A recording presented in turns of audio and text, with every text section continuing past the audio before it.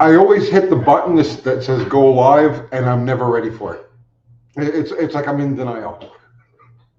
Hello, everybody. It's Sunday night again, Sunday evening. Yes, in the beautiful Middle Tennessee. I just came back from a motorcycle ride. I had to experiment, and as it turns out, yes, motorcycles are good. So I've confirmed it. In case you guys have any doubts. Hello, everybody. Who we got in the house here? Wayne Buzzle. What's happening? You first one in, man. Bobby Z. Fubar the Axe, and Fubar hits the ground running with a link to my merch. Yes, UncleTony'sGarage.com, where you can get our shirts and you can get our hats. And there were a lot of shirts that Kathy took off the site, but they're back. So some of our older classics are available again. And we've got a new shirt. Not only do we have the Nitro shirt we put out last week, was it? Oh, so fast. But we have yet a new design that'll be up this week. So thank you for that link, Fubar.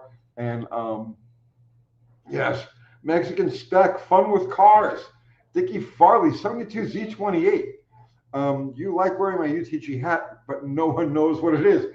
Yeah, I was just telling Kathy. I'm tired of toiling away in obscurity. I'm like the invisible man.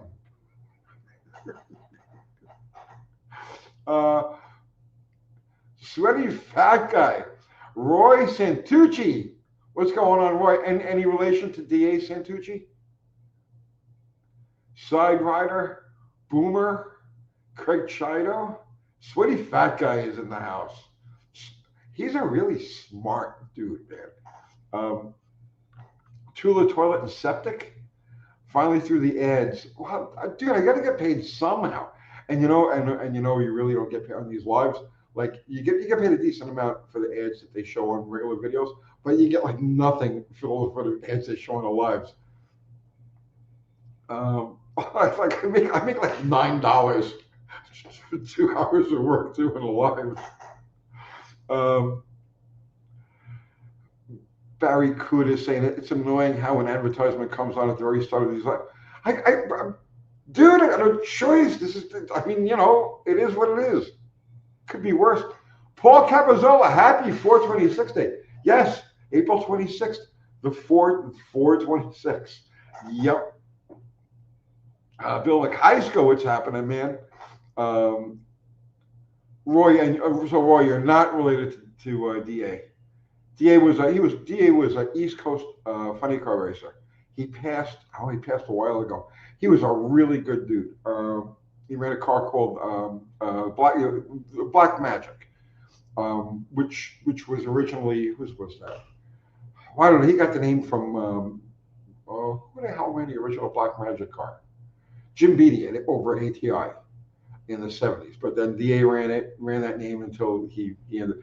DA Santucci's claim to fame was that he ran Top Gas back in like 1969, 1970, and he was chewing gum. Okay, this is a true story. It's true. And this is like, he told this story like on TV, and he was chewing gum, and a tree came down. He let the clutch fly. The car bit good, and the gum went down his throat, and he held his breath through the run. But then he was like choking and blocked out because he couldn't breathe. He closed off his windpipe. But he survived, obviously, because he wanted to race funny cars. Shannon, what's happening, Shannon?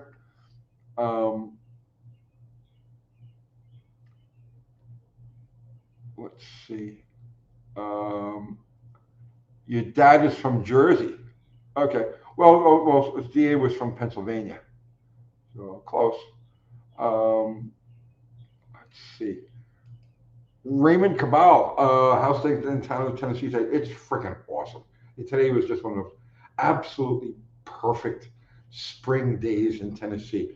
We only get about 2 weeks of spring.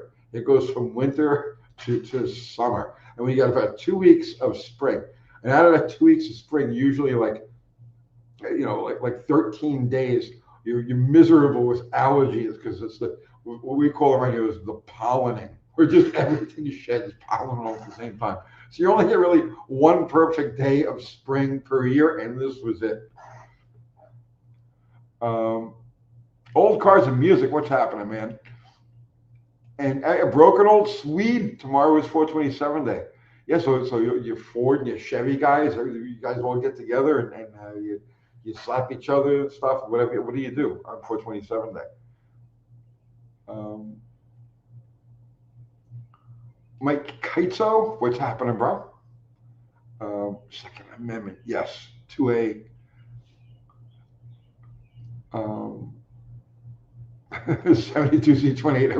Every time Tony mentions me, I feel just a little faint.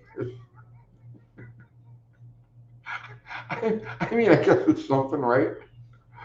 Ford LTD from Texas. What's happening, bro? Um, let's see. Noted gum not good in drag racing. No, I swear to God, it's a true story. He was okay. He made the run and he won there. He won the round. He might have actually won the whole race, and I'm pretty sure it was the U.S. Nationals. Somebody fact check that, like what a race it was. 1970. But anyway, yeah, he made the run, but then it got the car stopped. But then that was it. He was done.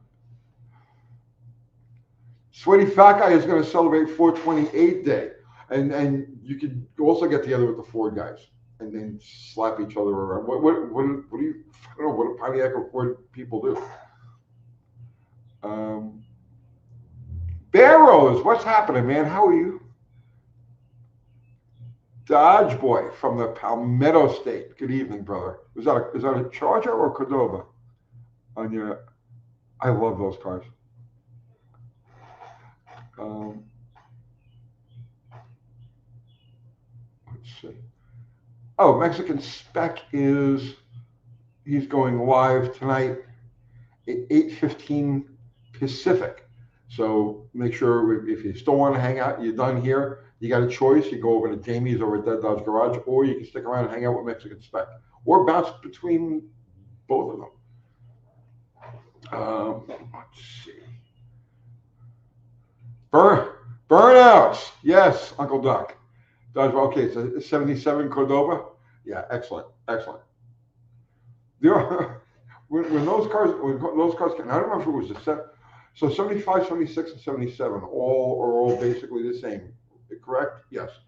There was one year, I don't remember what year. It might have been the first year, 75, possibly 76, where they glued the taillight lenses to the housings, and the glue would. Do you remember? Am I imagining this? That for a period of time there was like a run of Cordobas that the taillights would just fall out of as they were driving down the road. Joe McCugee's in Scranton, PA, man. Home of Steamtown. Very cool place. Very cool place. You ever go hang out over there, Joe?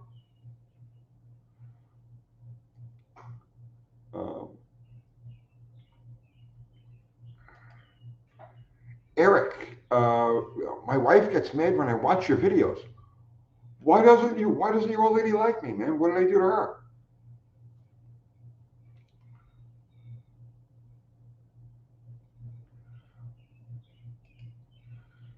Okay, Mexican Spec is confirming that. I'm not imagining that. That was the second generation Cordoba. Okay.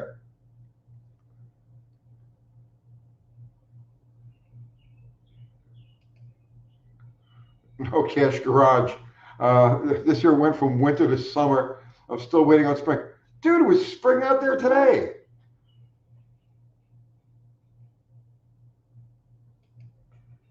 To the toilet and septic is saying the Cordoba with the Cordoba round headlights for the best looking. I agree. I think I know a lot of people disagree, and it's such an obscure car. I think it's one of the most pleasantly designed cars ever. It's not a it doesn't really make it's not a muscle car by any stretch of the imagination, but it's pleasing. Kind of the same way a Monte Carlo, like a second generation, Monte Carlo is. It's just a pleasing car. The proportions, like it has a really long hood, it's a really short deck. The greenhouse is kind of compact. I think they're sweet.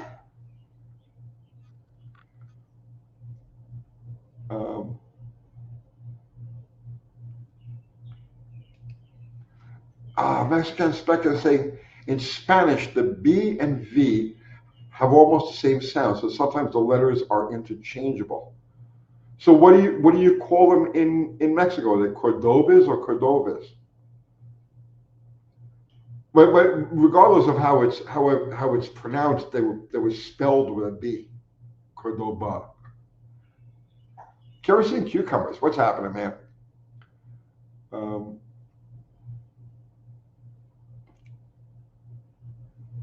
89 Caprice Classics. Yes.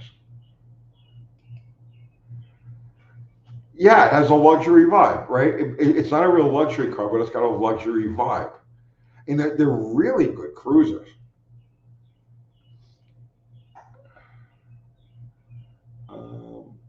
What did I just see about a slingshot?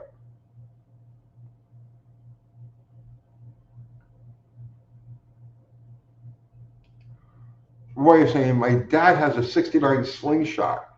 You sure you want to put a slant six in it? No.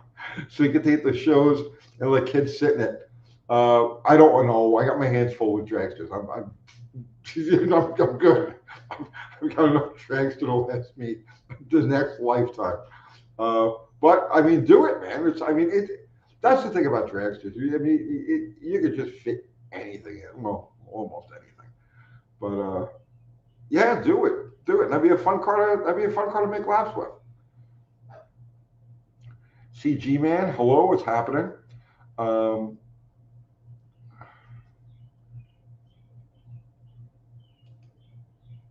Barry Kuda is saying, Herb in WKRP Cincinnati aspired to owning a Cordova. I remember that show, but I don't really remember the details of it. But is that true? That was his dream of going to own a Cordova someday?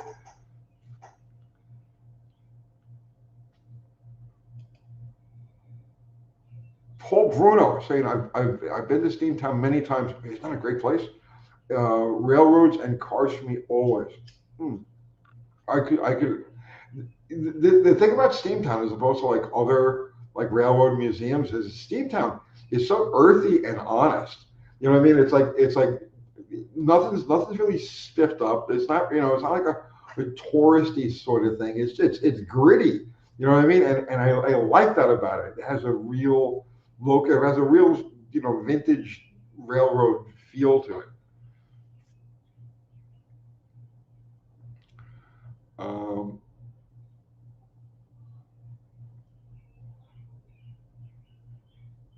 Wayne Buzzle is asking if I know what LS stands for.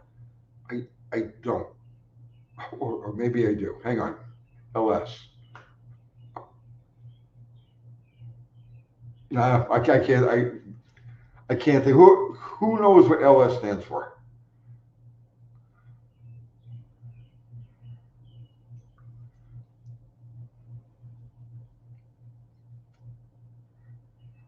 Cop Car Steve is in the house. What's happening, man?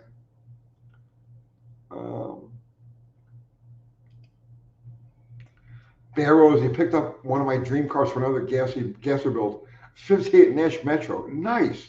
Never played with something this short. 84 wheelbase is going to be fun to figure out. There was a look up pictures of a car called No Big Thing. Have you ever seen this? It was I don't think it wasn't a gasser. It was like post gasser era, and it was like a super gas car, if I remember correctly, called No Big Thing. It's not a Nash Metropolitan, but it's that same kind of scale.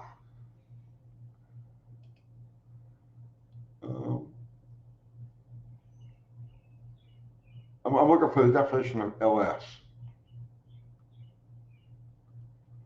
Luxury sport? Yeah. Okay. Yeah. But that's LS on like a Monte Carlo. Like a Dodge RT, right? Monte LS. But no, I thought he was referring to the LS engine.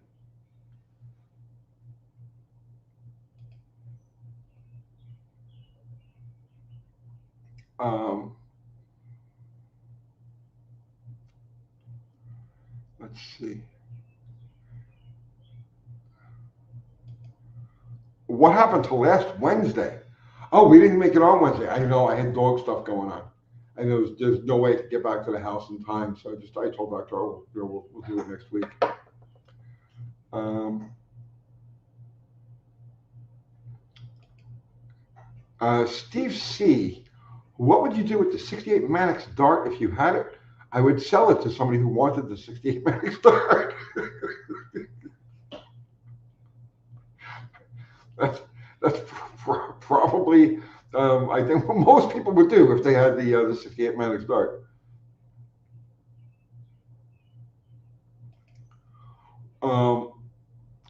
Andrea Alvarez, what's happening? War Ghost. Hey Tony, uh, what era Mopar made the highest quality cars? Early or late 60s versus 70s? 69 was the peak of quality. Um, Wait, 64, 65 was your best material quality. Uh, best metal, best interior like fabrics and shit like that. All of the rubber. 64, 65. 66, 67 was not quite on par. Like interiors, seat covers and stuff like that were a little bit cheaper material. They weren't as pliable, but they were still very good on point on quality. Same thing for 68. 69 is the last year where they didn't really try to chintz out, or where they did chintz out, it wasn't obvious. Because beginning in 70, now you get where plastic, the 68, 69 B-bodies have padded dashboard, pads, just pliable, and in 70 they went to hard plastic. So beginning in 70 it started to cheap. 71, 72 they started to cheap. And I think they went too far, so they tried to pedal the quality or the feel of things back up a little bit beginning in 73, 74, 75, because General Motors and Ford at that point were really kicking their ass. But I'm going to say that your high water mark as far as overall quality, materials and build and the mechanical end of things would be 1969.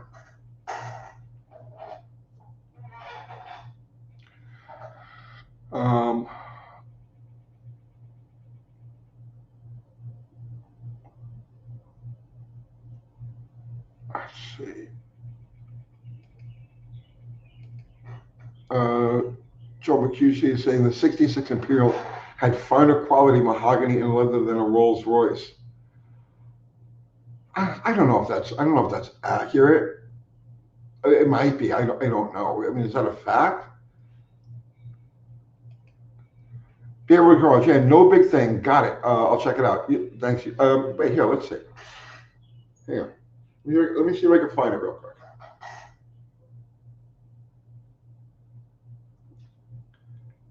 Oh, the internet is so slow tonight. No big thing gasser. Ah, I got it.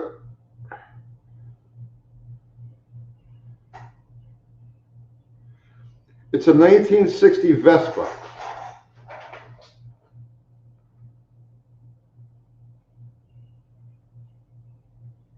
Can you guys make that out? It's not focused. The camera won't focus on it for whatever reason. There you go. So that's about the same scale as a Nash Metropolitan.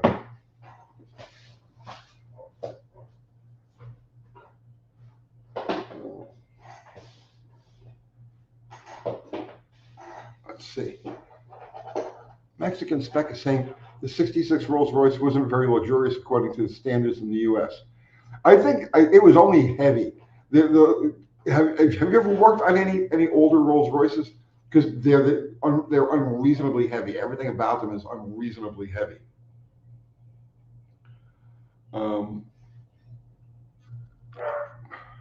See, Winter, been watching a bunch of your videos. Just got into classic cars, I guess. I bought a 1978 Corvette that I thought was a basic L48. Turned out it was a rebuilt It was rebuilt with L31 heads, so it supposedly is 300 horsepower. Nice. I mean, that's a car you really can't go wrong with. They're beautiful. They're timeless. Parts are available everywhere. It's a great combination that you can do anything with, or just leave it alone and drive it. Um, welcome to the world of classic cars, man. Um, and you're saying you don't know shit. Well, no. See, that's important. You know the most important thing, and that's that you don't know. So right off the bat, you're a winner. You see what I'm saying? Right off the bat. I think the allergies are starting to catch up to me. My nose is starting to burn, and I got like a tickle in my throat.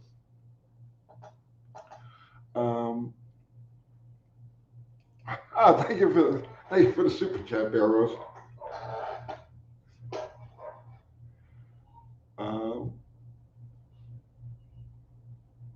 Let's see.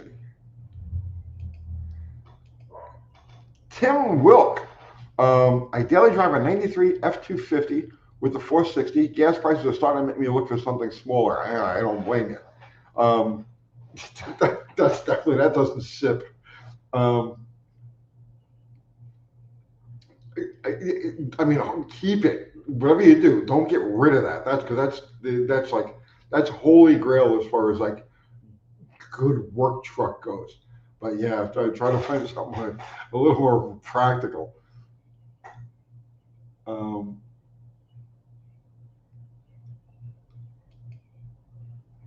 was saying, you just found us last month. Been listening to you every day commuting. Love your content. Well, I appreciate that, Tim. Thank you.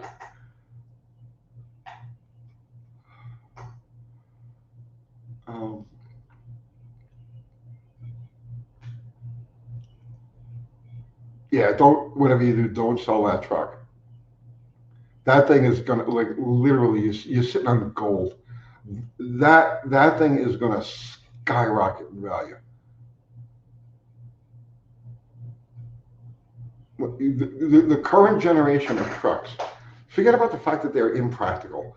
They don't work the way the old trucks worked. So you need a work truck, it's something else.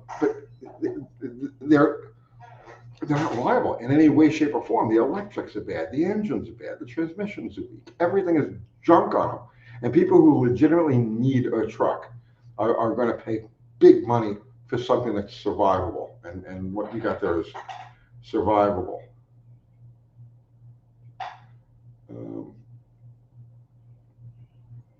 I'm just scrolling back up, see if I miss anything.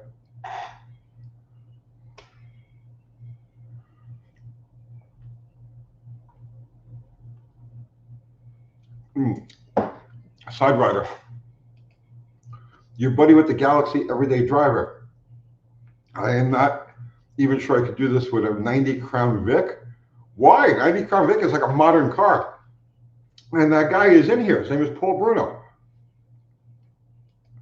He's floating around here.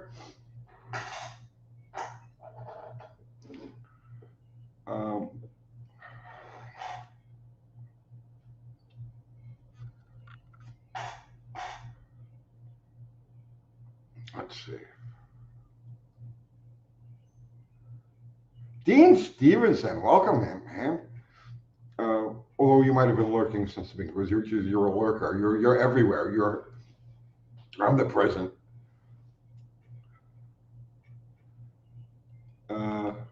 Shannon, yeah, seen a first-hand parts fill on a 2026 truck and look up replacement parts. Already obsolete. They know it's just junk to begin with.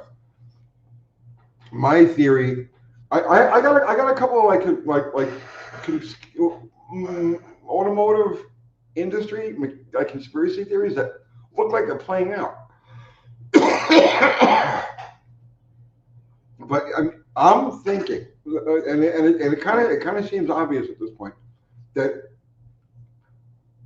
the more well-connected people at the upper echelons of the automotive industry, the people who run the private equity firms that control these things, know that the party is over, and so everything, and they just passed it down the chain. It's just like, cheap, lowest bidder. Just send everything, just the lowest bidder. Don't worry about it, because they're literally selling millions of vehicles that are like doomed, like immediately, like they roll out into the world and they start throwing crankshafts on the ground. It's ridiculous. If these companies had any plans, long-term plans, they would never do anything like that. They don't care about the reputation anymore. All they care about is putting out the cheapest stuff they possibly can, getting the most money for it, and just see ya. It's like they're burning down the bar. You know what I'm saying? They're burning down the bar, and they're giving the drinks away, and they just because they know tonight they're going to torch the place, and that's what it looks like with that. And then you get this thing that's going on with Harley-Davidson and Royal Enfield, and it looks to me, I've been kind of paying attention to this. I know a lot of you guys don't follow motorcycle stuff, but I do, and it looks to me that Harley-Davidson deliberately gutted the lower end of its line. So the word is, oh no, we're going to upscale everything. We're going to sell fewer models at a higher margin and blah blah blah blah blah. Right? So they got rid of the Sportster. They overdid everything, and in the meantime, Royal Enfield is eating their lunch around the world. Harley Davidson sold like not even 100,000 bikes this last year, and Royal Enfield sold 1 million. Well, what does Royal Enfield sell? Royal Enfield sells the bikes that Harley Davidson stopped producing. Royal Enfield produces a bike that's a line of bikes that's interchangeable with the Sportster, and all priced underneath the Harley Davidson thing. Do you see a merger coming? Not only that, but Royal Enfield moved its headquarters to Milwaukee, right? Oh, so do you see a merger coming, right? Where Royal Enfield is going to absorb Harley Davidson, and or Royal Enfield will be the lower priced entry level and basic bikes, and then the Harley Davidson nameplate will be the higher end stuff. I see it coming. Like this, it's there. It's kind of obvious.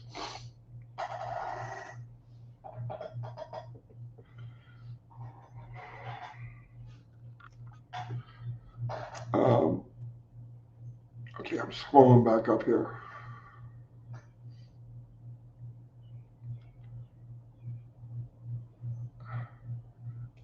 Dean Stevenson wants to be sedated.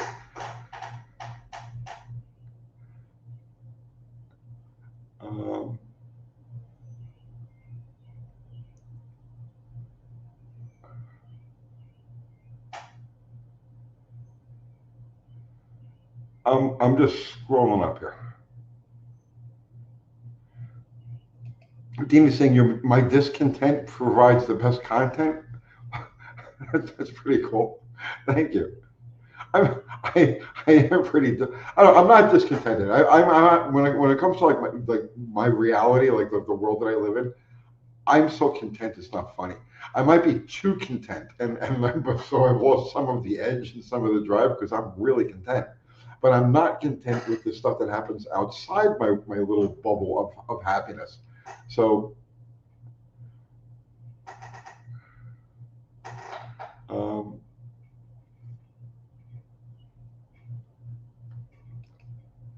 okay, Joe Mercucci, did anyone hear about Ford putting a patent on being able to start the car? Being able to start the car will read your eye scan and your emotional state. Yeah, no, that's not a new patent. That's built into the current generations of cars. All of that software is already built. It's in there now. They can do it now. They haven't activated it, but it's there.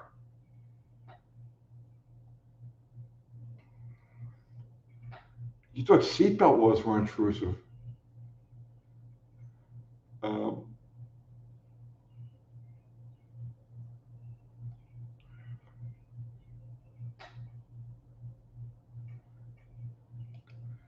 Driveway of Misfits is saying Stellantis said this week they're focusing on Jeep, Ram, Fiat, Peugeot. Other brands will exist regionally, but will be based on vehicles from our 4 important brands. Okay. Well.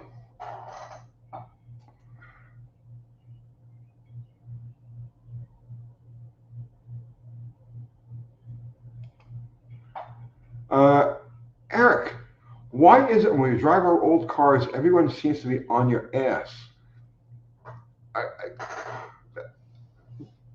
drivetrain gearing, right? Non-overdrive transmissions and 3+ series gears, 323, 3.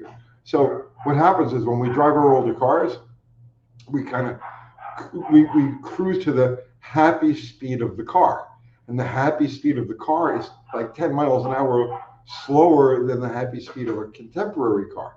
So everybody's going to you feel like you're driving normal. You look at the speedo, you're right there. You know, if it's a 50-mile-an-hour road, you're cruising 50 miles an hour. But everybody else wants to go 55, 60. So yes, it's just the gearing. It's just the way those cars are built.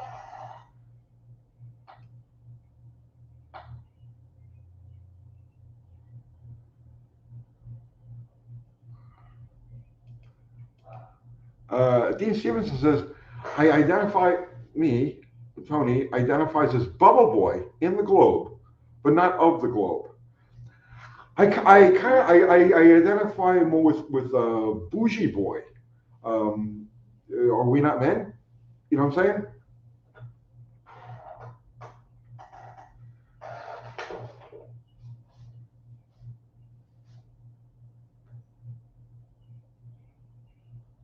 Let's see.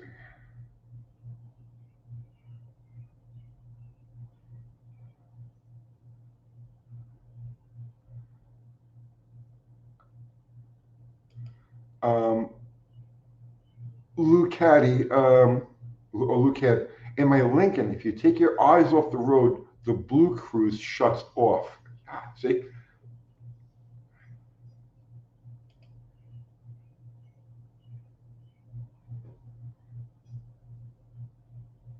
Um, KJ Kiley is saying, did I ask me if I saw the documentary on the Wayne County Alderman fiasco? That was 30 years ago? Wow. Um, no, I didn't see it. But I had a front row seat though. I was in the magazine business at that time. I was out I was during that exact period of time I was doing both the nitro cars and writing for Superstock and Trade Illustrated. So yeah, I kind of had a front row seat to all of that.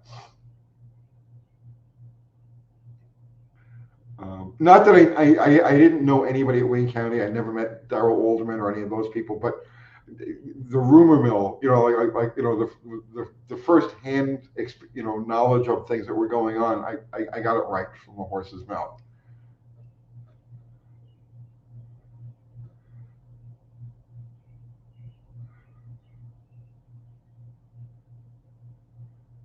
Um,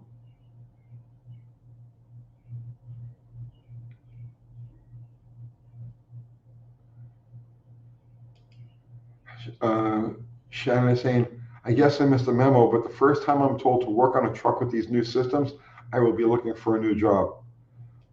Dude, everybody's running away from that business. Everybody's, well, Ford was just saying they have a shortage of 6,000 mechanics right now, and they can't fill these spots. And this is what I mean. This is what I mean. It's like if they had any intention of actually maintaining business, into the future, maintaining their customers and everything, they would move heaven and hell to recruit, to pay. You know what I mean? Because everybody's got a price. You give me enough money, I'll work on anything. But no, like that, it's just like, nah, it's okay. We don't need the mechanics. No big deal. Yeah, sure. Like 20% of everything we send out comes back immediately into warranty, but we don't need any mechanics. Yeah, it's good.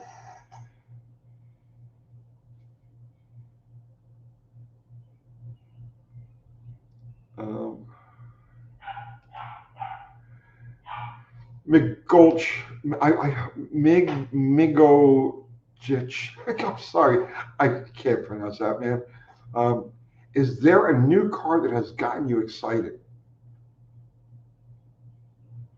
I can't say. Uh, the only car I find intriguing, the only car I find intriguing, like where I'm like, man, that's actually pretty freaking cool, is the Tesla Plaid. There's something about that car, the understated. That's very much in the Mopar, in the classic Mopar head of things, where it's like because in my mind, right, the ultimate like Mopar from the day is like a '66, Belvedere sedan with a 426 Hemi in it. You know, where the only way you can identify that it's anything other than just a six-cylinder is a little badge, a little nameplate. Okay, and I like the fact that the Plaid is as ludicrously fast as it is, but has no like real identifying markings. I think that's super cool. Um, I'm going to say that's about the only car that I look at and I say, yeah, I like that. But no, nothing else. Nothing else.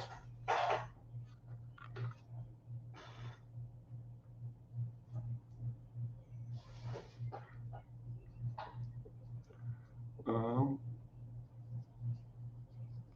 the slate truck is interesting. Um, a couple of you guys just asked about the slate truck. Um, yeah, it's interesting. Whether or not it actually comes to fruition, I don't know. And the general public's the opinion of the general public towards electric vehicles has turned. You know, they were excited about it. You go back 3 years ago, 4 years ago, the average person was like, "Yeah, my next car might be electric." And you know, you go ask them now, and they're like, "No, my cousin had one. She couldn't go from here to there without having a range anxiety and all kinds of other shit." So no, I don't think it's going to have much hope. I think if they can actually get the K trucks um, cleared and brought over here, I think those would sell really good. I know I would buy one. I like a little K pickup truck. Um, I would have one just because they're practical. It's just a little thing. You know what I mean? You could like just scoot around town, run over to Home Depot, throw your shit in the back, run home. It's like just a good practical small vehicle. Simple. Um,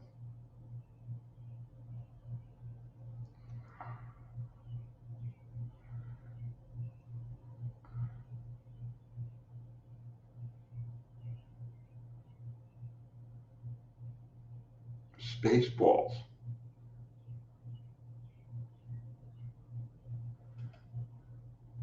This just came out of left field, but I like the poll just throws out random facts. Um, Ford invented the annular booster. That is why Holly bought the Autolite 4100 to get the rights to the annular booster design. I didn't know that. I didn't know that. Either part of it that Ford invented the annular booster, or that's why Holly bought the 4100.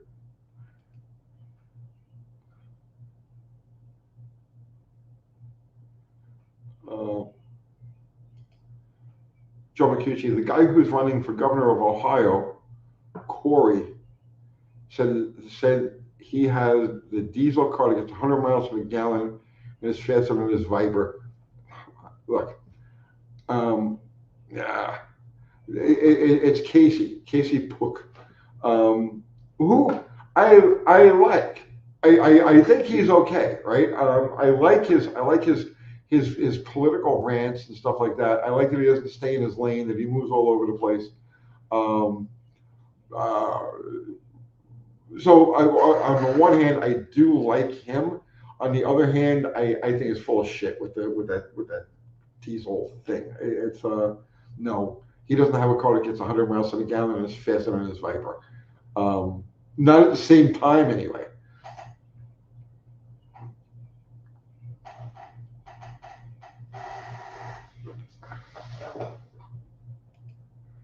Car margin. Subaru made a key truck for the K truck.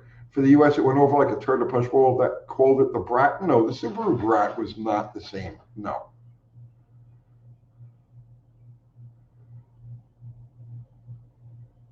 Um,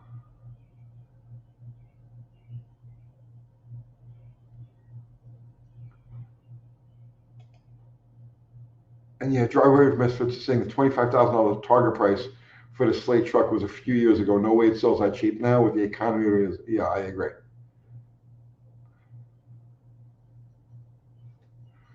Um, Tanner Watson. Tanner, what's going on? I need your help diagnosing a problem. Been waiting for you to go live again to ask you. Ask away, my brother.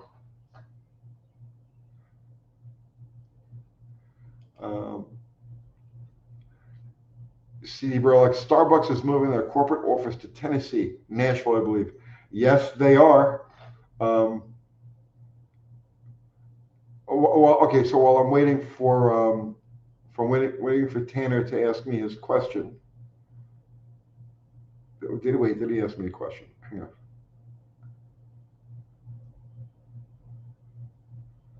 on.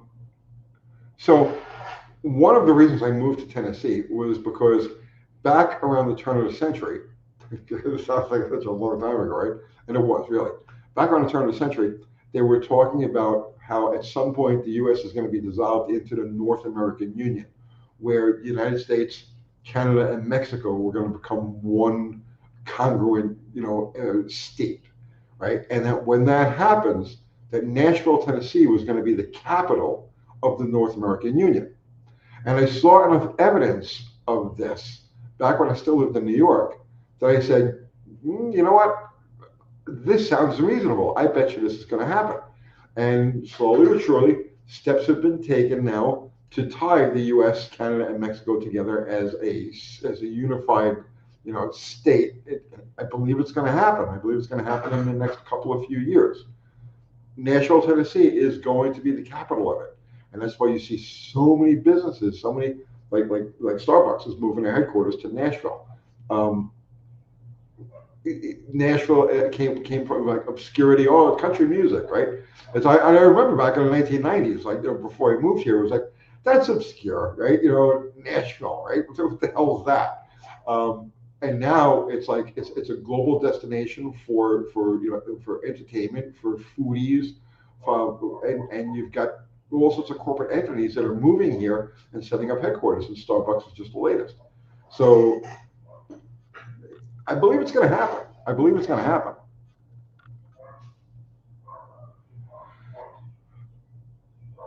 Well, whether it's good coffee or bad coffee makes no difference. The point is, it's a huge corporation, and they're moving their headquarters here. Let me see if I can find.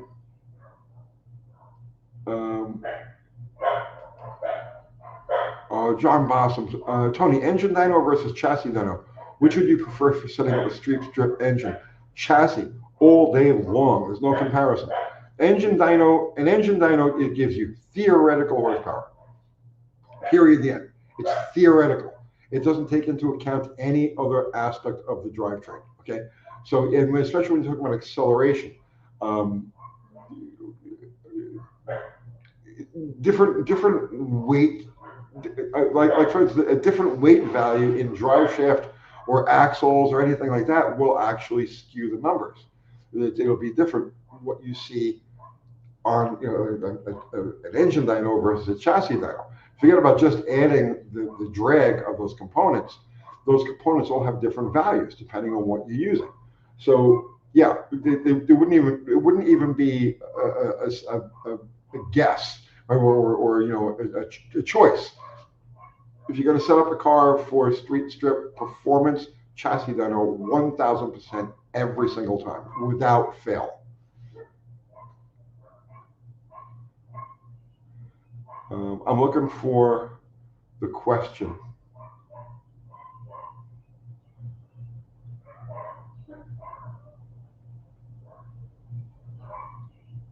Today.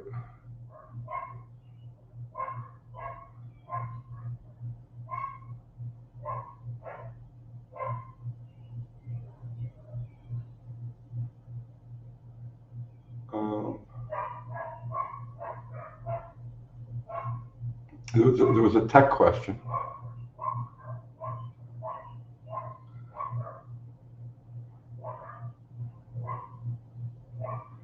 Yeah, In-N-Out Burger. Yep. In-N-Out Burger, their headquarters is in Franklin now, which is 25 miles from here.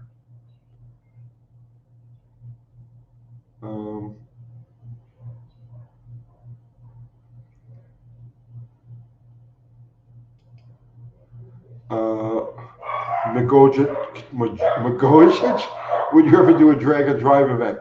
Myself, me to actually put my own ass into a seat and go and do that, never.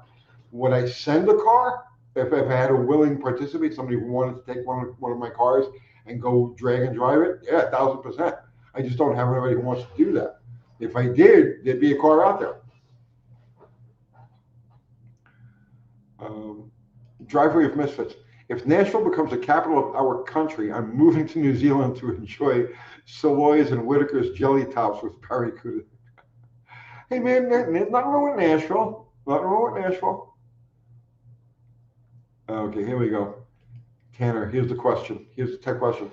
My radiator builds pressure. Once warmed up and shuts off, it will blow bubbles into the overflow. With a closed system cap, it will hold pressure for multiple days when the engine is cooled down.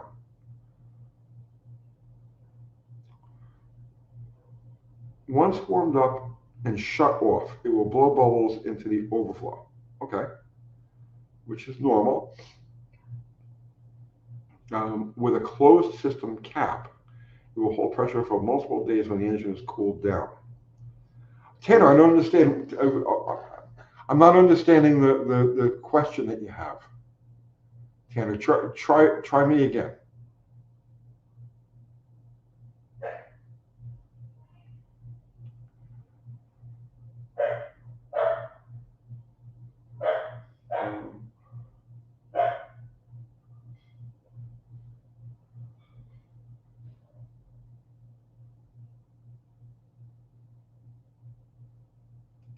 Okay.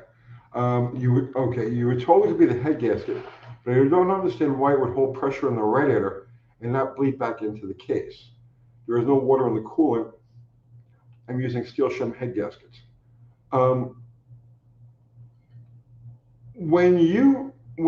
right, Tanner, maybe I'm misunderstanding what's going on, okay? But when you shut the car off, right, the temperature goes up. The temperature of the coolant goes up. And it's normal for it to, after you shut it off, it's normal for it to blow bubbles into the overflow tank. That's completely normal. And then when you start it up, and it'll pull that water back from the overflow tank. That's not an indication of a problem. That's completely normal. Am I missing something, Tanner?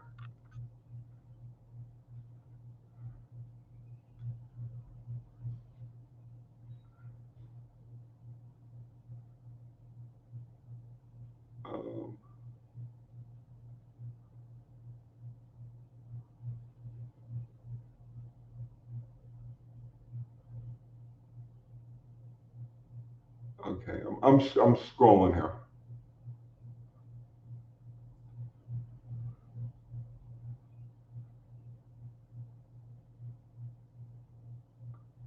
Mike, again, what's happening?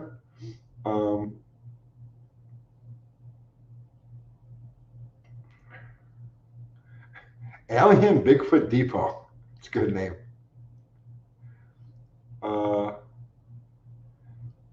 I missed this question. Is radiator holding pressure? Okay, now I got that.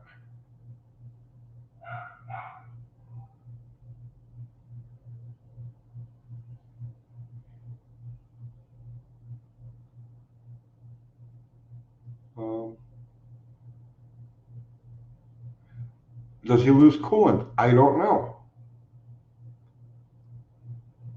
I don't know. Let's see if he pops back in here. Because if he's not losing coolant and it's not overheating, I don't see what the problem is. It's supposed to do that. It's, you shut it off. It's supposed to, release coolant into the tank, the overflow.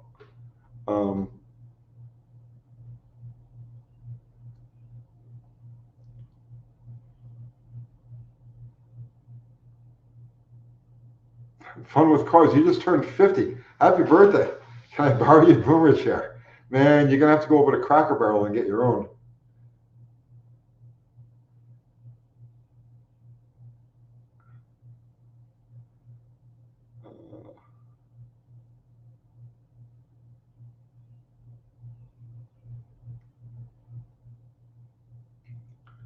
we wait for that. Let's see this one.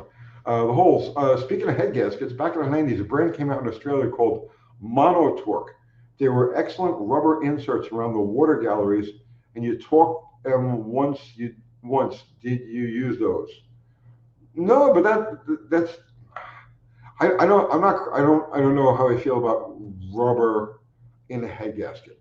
I don't know. I mean, if you say it worked, it worked.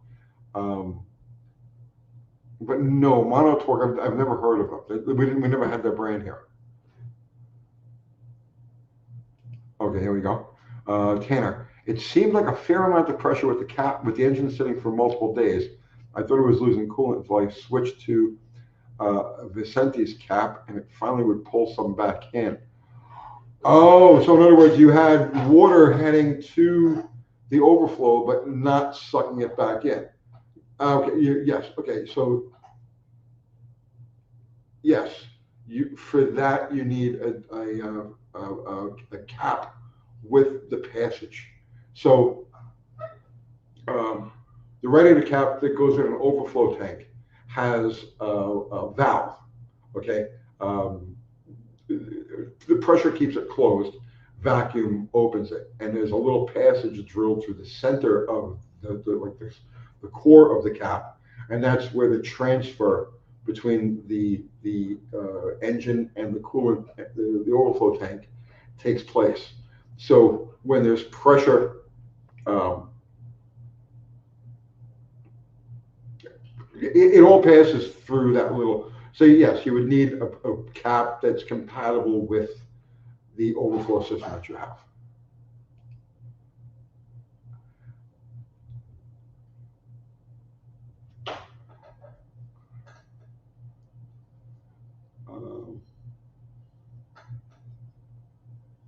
Let's see. Shane Winter, thank you for the super chat. Seriously, thanks for the videos. Seriously, thank you for watching. They've helped me a ton. My 78 bed is the first car I owned with a carb. Had a 94 Ford Ranger for a bit, but other than that, everything I owned was 2007 or later.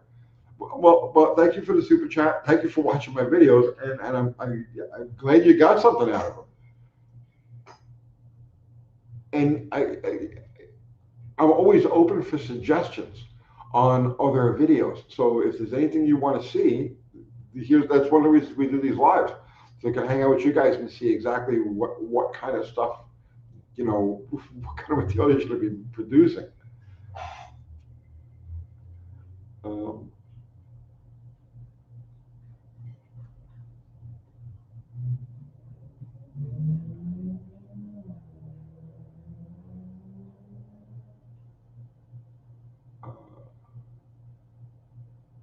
I'm scrolling back up.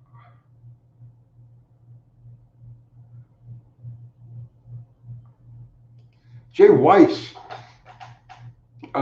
looks like the electric cars have lost a lot of appeal. They had a few years back. I was just saying that a little while ago. The major automakers have backed off on making them now because they've lost billions, like $14 billion. The domestic industry itself, just $14 billion between Chrysler, Ford, and General Motors, and I think that's really conservative, because there are other non-apparent costs to the fiasco that went into all of that. Yeah, no, they made a big mistake. Everybody made a big mistake. Nobody wants an electric car, and some people do want electric cars, and for them, they should have electric cars. But you can't force people to use electric cars. You can't force people to change their lifestyle, and where they live, their region, and everything else, to force them into electric cars. Can't be done. And yes, they made a big mistake, and they're paying for it.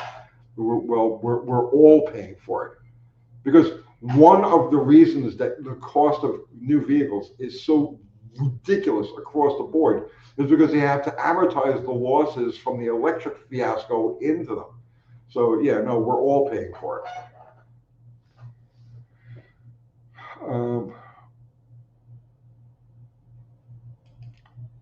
Jimmy Luce, in your latest video, it's disheartening to see bottle rocket sitting on a flat tire. I know, I know. It's my favorite car because I miss seeing, hearing it run. It'll make a return. It'll make a return. I just, the dragsters got okay. I'm one of those people. I have to get one thing finished before I start on, or I get involved in anything else. And the dragster has to get done. The dragster has to get done and running and complete, so I can go back and screw up my other stuff. And it's just one of those things. I'm a one-man band. I work by myself. Last year we lost a year because we had issues, health related issues that kept me very close to the house, so I couldn't do anything last year. And this year we don't have that problem, but I have the dragster hanging over my head. And the thing is, if I take out any of these other vehicles and I have any issues with them, now I have two projects that I have to deal with, right? And that I can't, because I'm one freaking person. And then here's what you need to understand too. Those videos don't get views. The videos that we do, let's say with Bottle Rocket or Slag Hammer or Mission Improbable, they don't get enough views to justify moving heaven and hell to get them done. Videos like Boomer Chair videos get 5 times, 10 times as many views. Talking about things like the state of the industry and shit like that gets 10 times the views that a Bottle Rocket video would get. Now, it's not saying I don't want to do Bottle Rocket type videos and don't plan on it. I do plan on it, and I do want to do it because I love this stuff, and a lot of people who follow the channel also love it. But I can't prioritize it. I especially can't prioritize it until the dragster is out of my hair. So, and when I say out of my hair, I mean until like all the loose ends are done and I can move that thing out. And actually, if I do take out one of my cars and break an engine, break a transmission or whatever, I can work on it with peace of mind because I don't have a crew. You know, I'm not, Tony Angelo. I'm not Finnegan. I don't have a crew.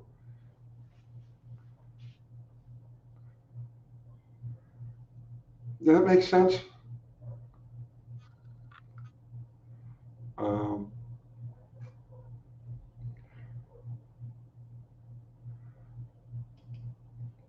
Shannon is saying, that's funny, I'm complete opposite. I can't just stay focused on one thing, just do a little bit on everything. Well, I mean, I do the same thing. I bounce. I have countless vehicles here. Some of them you never see on the channel. But I bounce from vehicle to vehicle, from thing to thing, and I keep myself involved in a lot of different things. But when it comes to things that you feature on the channel, no, it's really hard. You know what I mean? It's hard to do multiple. You know, I mean, I have to for the videos that we do, video series that we do, I have to focus on one at a time. Right? That's different than okay, I'll do the alternator on the Charger, and then I gotta do a ball joint on a minivan, and then I gotta do right. That's different. I'll bounce from vehicle to vehicle. There, I gotta do the carburetor on that motorcycle. I gotta pull the head off that motorcycle. That's completely different. But when you actually have to package it into a video, no, I can only do one at a time.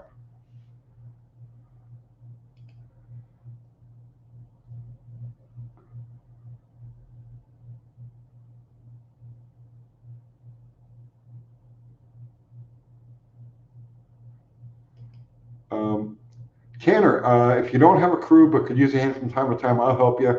I'm in Indiana. It's not going to do me any good, man. I appreciate the thought.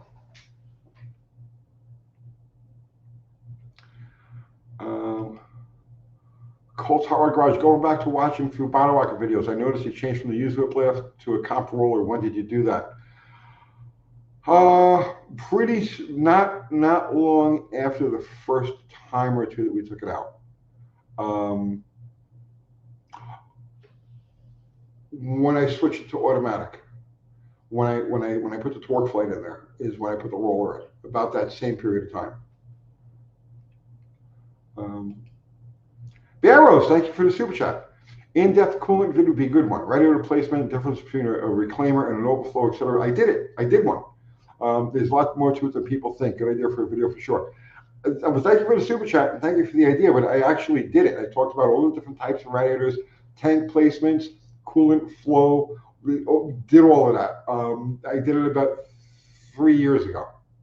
And one of the problems with this channel is that once you do a video like that, even if it was a long time ago, if I try to do another one, I get all kinds of people who follow the channel, on a regular, come down on me. Like, you already did that. What are you doing? You wasting my time. We already did this video. So it's there. If you search radiator or just search cooling systems, radiators on my channel, and the video should come up.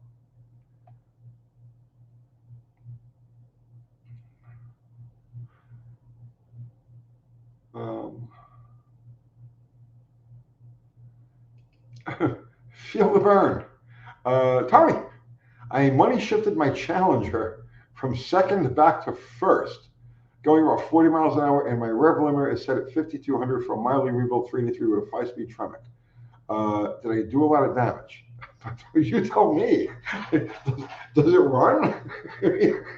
Did all of the pistons and rods stay inside of it? Was there a puddle underneath it when you were done? I don't know. You're probably fine.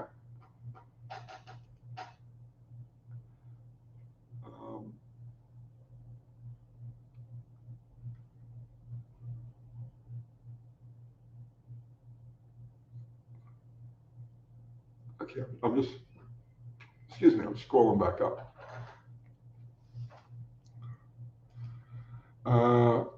CD Burlick, did Buff riding it before or after the cam and transmission switch? Before. It was still a manual when Buff was in it.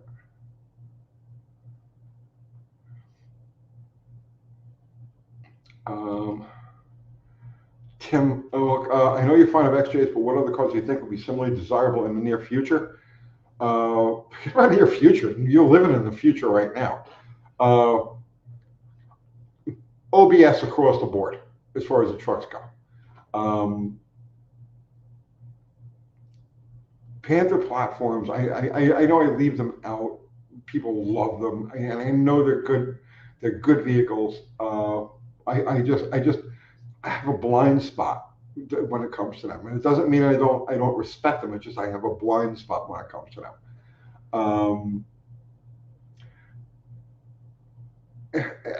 It's almost anything built previous to like anything that was okay. Anything that was designed and introduced sometime during the 1980s, 1990s. I think that would be a good rule of thumb. Forget about the actual year, okay, like the color year. Like, for instance, the XJ, right?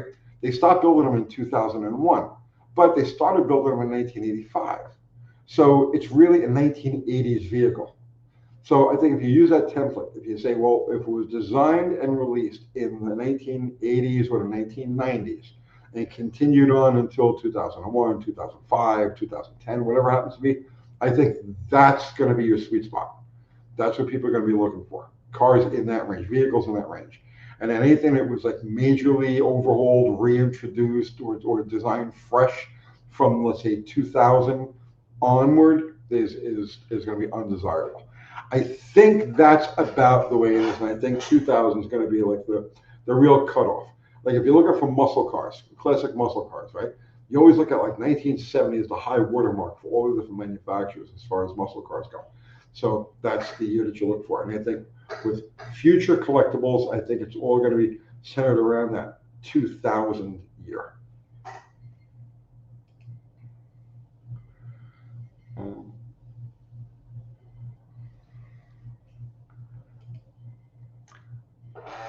Panther's a great car, but they're a computer-heavy build. They are, but they're relatively simple computers. Like you can stand alone those cars easily. They can be worked with. You don't have VIN-locked shit. There's no CAN bus in your Panthers. It's still old school technology.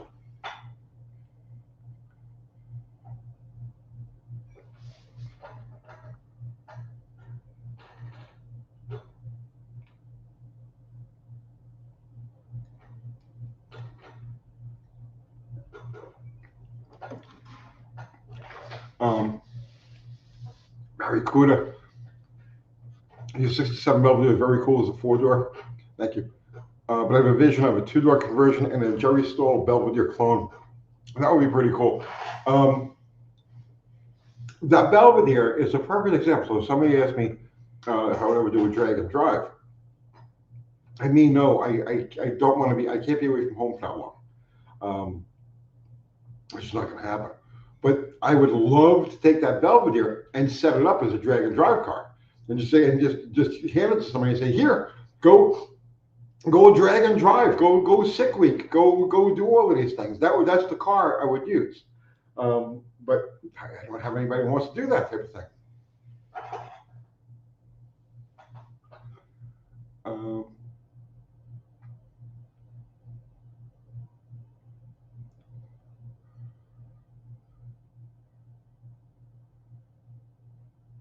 let's see. War Ghost. Tony did a tune-up.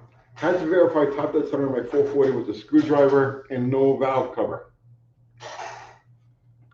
Had to verify top dead center of my 440 with a screwdriver and no valve cover. What does it have to do anything?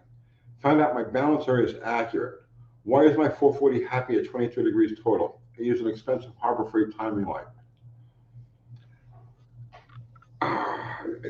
Yeah, you asked about this before. And then I suggested that your time the harmonic balancer must have slipped. You're at least 10 degrees shy of where that thing would be happy. Um, so let's talk about camshaft. What cam is in there, and what do you have it set at? Uh, and are those marks accurate? Um, because I can't see a 440 being happy at 23 degrees total. It's gonna be sluggish.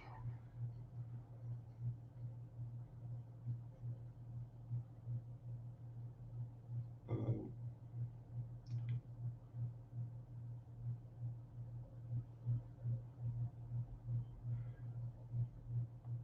let's see.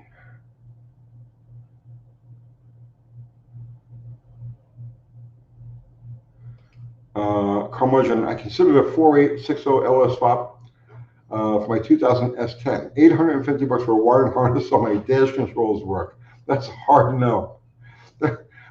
Yeah, no, I mean, go to Amazon and buy a $16 gauge set and stick it up underneath the dashboard. And you have all the information you need. And I'm not stretching that one bit. They sell the 3 gauge, the oil pressure, the temperature, and battery alternator gauge. The set is $16 on Amazon, and it'll work just every bit of it will work just as well on your LS as it would on any other engine. And there's all the important information you need for $16.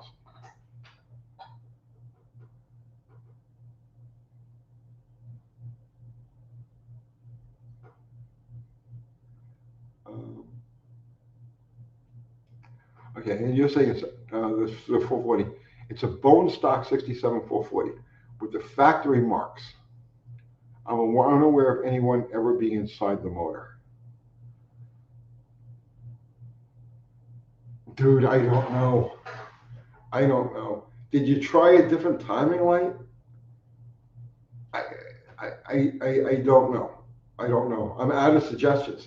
If the damper hasn't slipped and the cam's never been changed or degreed, I'm at a loss.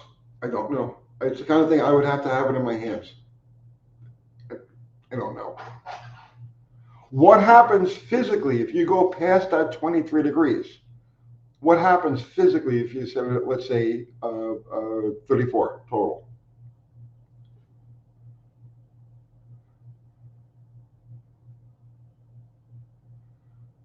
Um,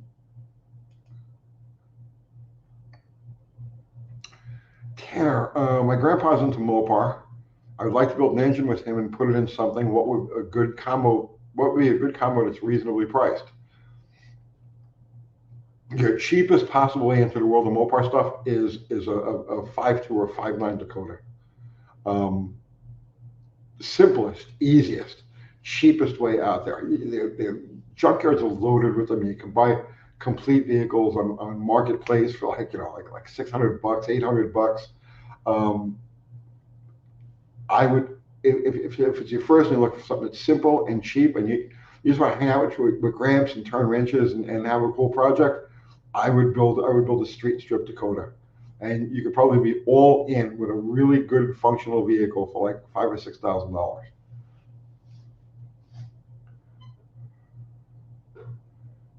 Um, Tool toilet, is he using an adjustable timing light and has he checked the accuracy? That's what I'm thinking, man. It's like a mistake or something in the timing light.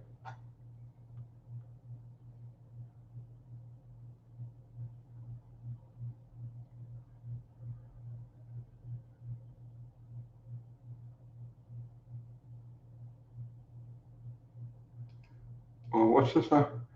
Mopar man. Surely there is a low budget charge card YouTube channel out there that manages to pull project vehicles out of their ass every week. Could donate a Mopar to you, Tony, to go nut on for a drag car.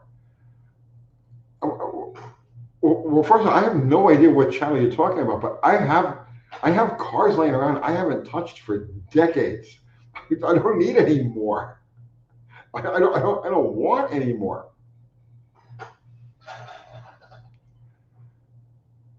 Um, and as far as drag car cost and complexity, um, the the dragster, okay, that's Jeff's vehicle, right?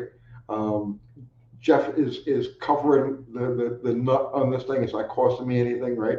Obviously, uh, I'm doing that because I have a lot of dead knowledge that has no place in the world. Okay, and so I'm doing a dragster for that reason. It's like, okay, I know all of this shit, so let's put it to work, and you guys might enjoy going for that ride. So, and that's why we're doing that.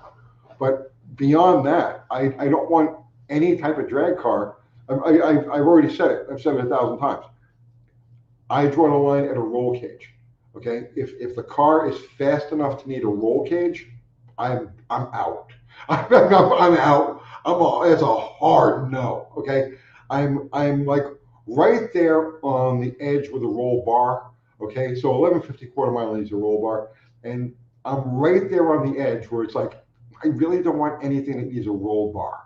Okay, but 1150 is slow enough that I'm like, okay, well, all right, we'll throw a roll bar in there. But as far as a roll cage, that's where I draw the line. That's where I draw the line. I don't want anything. I don't want to have anything to do with anything fast enough to need a roll cage. Because I've been there, done it, and got the T-shirt, and it's no fun, and I don't want to go there again. I like having fun with slow, cheap cars.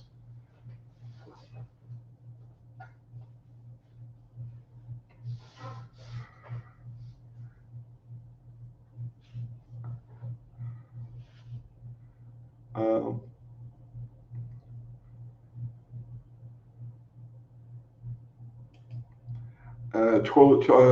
toilet. Only so much time in the dragster is sucking up a huge amount of time.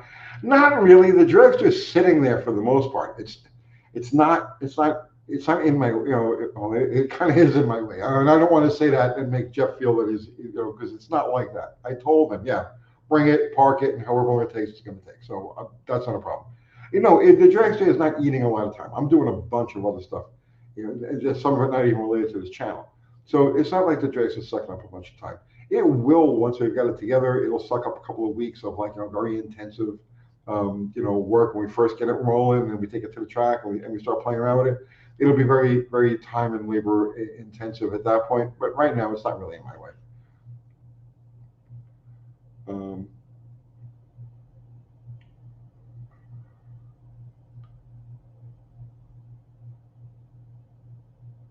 let's see.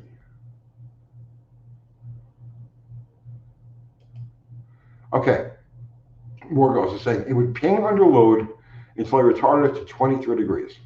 That was before I replaced the cap, rotor wires, but it still starts happy. So beyond 23 degrees, it starts to ping. Hmm. I don't know. I don't know.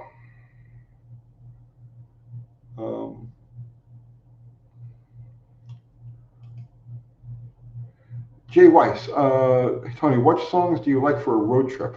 On the road again? Uh, I, it's a mixture of punk and punk.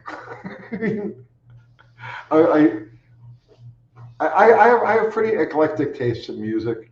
Um, I hate to say classic rock. I hate the term classic rock. Traditional rock, but not hair stuff or anything like that. Traditional rock, Who, Doors, traditional stuff, and a pretty wide range of punk. And I appreciate any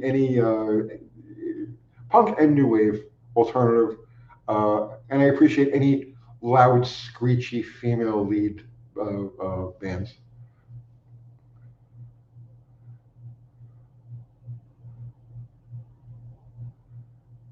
Uh, Jacob Dunn, what's happening, Jake? 67 Camaro with manual drums all the way around. It's mainly a show car that I drive to work on occasion. Would you recommend adding a booster to make them power?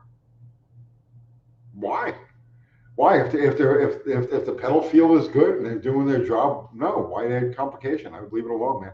Simpler is always better. It's one less part to worry about. It's one less thing to go wrong. It's one less, just one less complication. It makes getting it number 5 and 7 spark plugs just that much more difficult, right?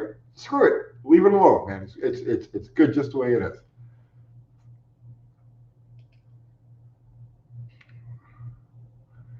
Uh, uh, Jay, or do you consider a properly set up drum brake sufficient? Yes. I am known for actually doing disc to drum conversions. And Bottle Rocket is an example of that. Bottle Rocket started out with discs. I converted it to drums because it's a drag car and it's not fast enough to need, and like I say, an aftermarket braking system. But a 10-inch drum, a 10-second quarter-mile car that weighs 3,200 pounds will stop perfectly fine on 10-inch drum brakes. And they're lighter. I save 20 pounds per wheel. And there's no rolling resistance to a drum brake because they're not like, there's always parasitic drag through disc brakes. So on that car, because I was looking for maximum efficiency with minimum weight, I converted from disc to drum, and it stops fantastic. Um, no, you're fine. You're fine.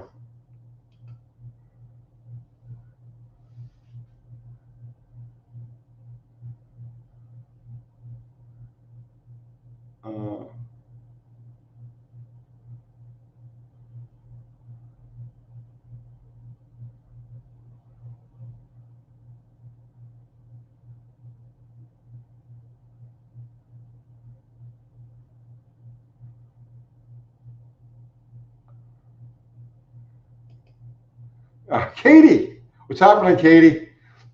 Traditional rock. I'm going to start saying that. Katie, who did I have at the coffee houses? Did I have the best playlists? Did I have the absolute best playlist, or what?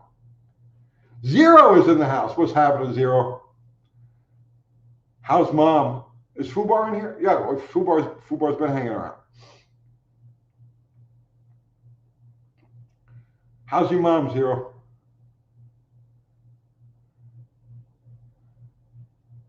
Um,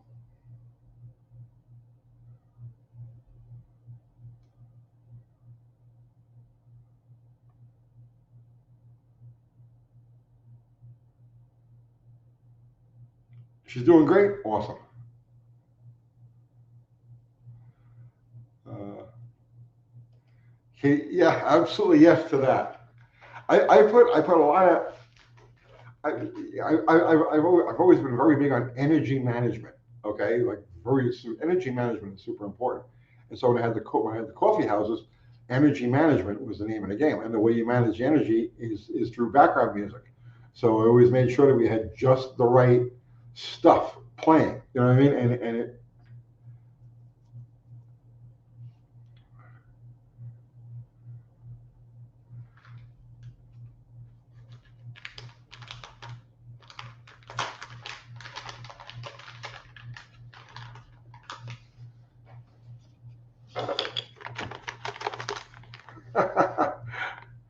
Mexican Spec is asking how many Beach Boys songs got played there.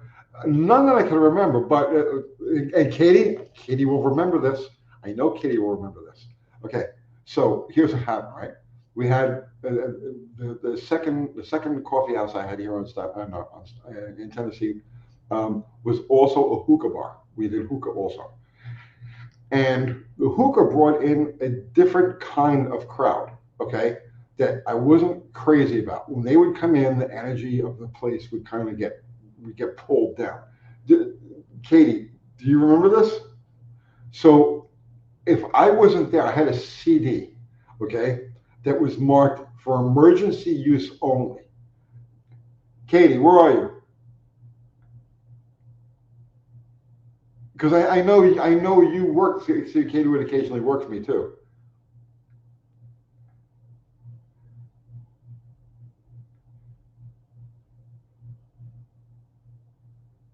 Go ahead. 100% screw that. Vibe made it weird. Katie, the CD that was marked for emergency use only, what was on it? Do you remember?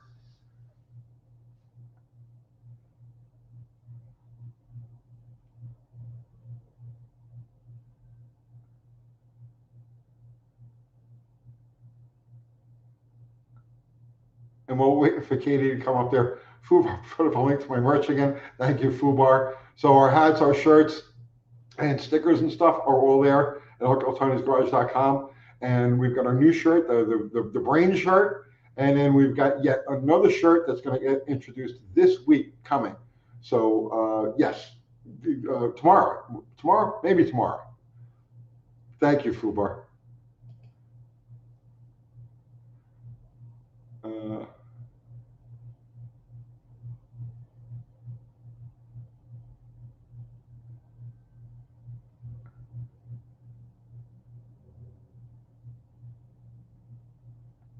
So Katie doesn't remember.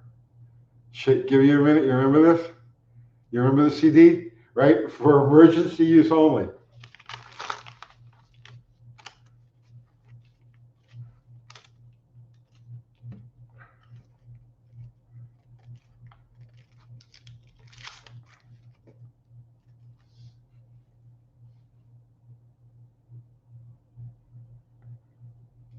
As you were saying, thanks everybody for the positive vibes and thoughts. Means a lot. Dude, we have such a tight little crew over here, man. All good vibes all the time.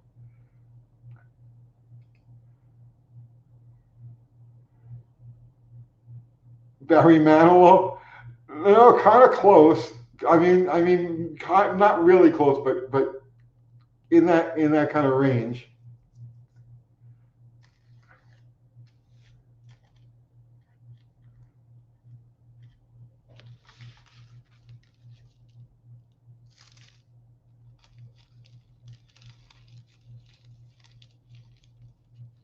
No, not Sinatra, not Dean Martin. The Monkees. That's right. SD. Got it. It was the Monkees' greatest hits. Yep. Because as soon you get these you get them come in, right, and they were like it was like a rap kind of like like a doomer gangster, that kind of vibe. You know what I'm saying? And I was like the only way to return the vibe to like okay was to go all the way the other way. So when you'd have like 3 or 4 tables of hookah people sitting there, and they're like they're like which word I'm looking for? I can't even describe like the energy that was there. Well, at that point you throw in the greatest hit, the Monkees' greatest hits, and you crank it up a little bit. Last Train to Clarksville, and within like 10 minutes, 15 minutes, they're gone. They just leave. And then, without being thrown out, which is great, right? So, you don't have any problems that way. So they would just leave. And then like cool people would come in and then we would go back to our normal.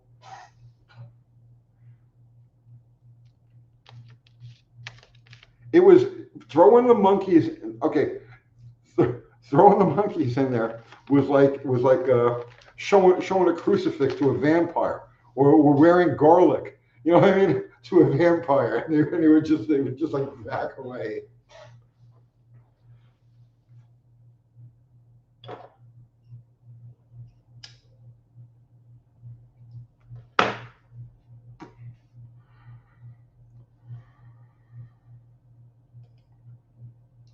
Wheelie King. Brian Metal Shaper is legit.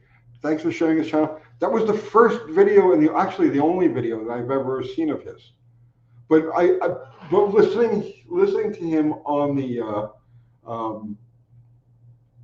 listening to him in that video describe things and just his mannerisms and the way he carried himself. I'm like, this guy's legit. I know this guy. So yeah, he seems like a good guy.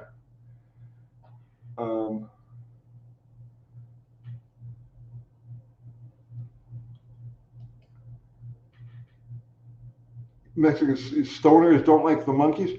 Had nothing to do with stoners. It's different, right? It's like it's closer to crackheads. Katie Beth still has the tip jar from the original grind.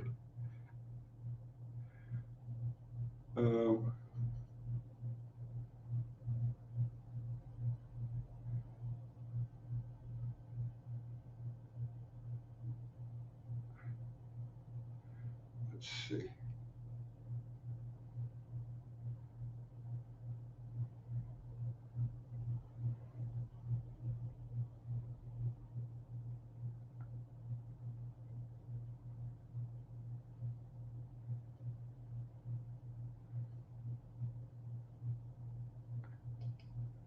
Lola.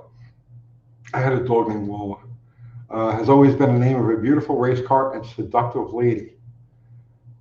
Yeah, I had a black lab mix named Lola, and oh, she was such a sweetheart. I loved her. She ended up with a brain tumor.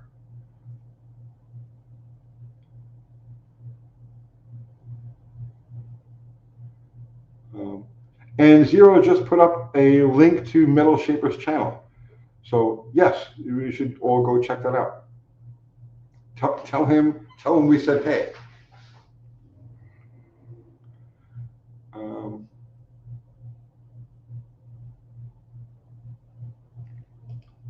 Let's see. Steven Classic Car Ruster.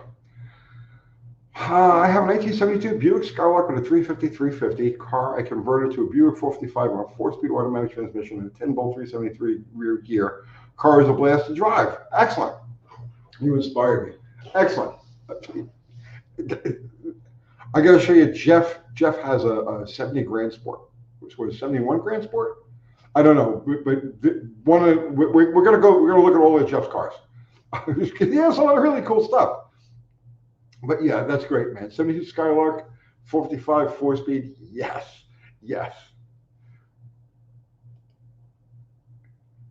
You know what? I can actually hear that car in my head. Exactly that combination. I can actually, for some reason, Buicks have a certain feel to them. I can't put my finger on what it is. I actually feel that fucking car in my head.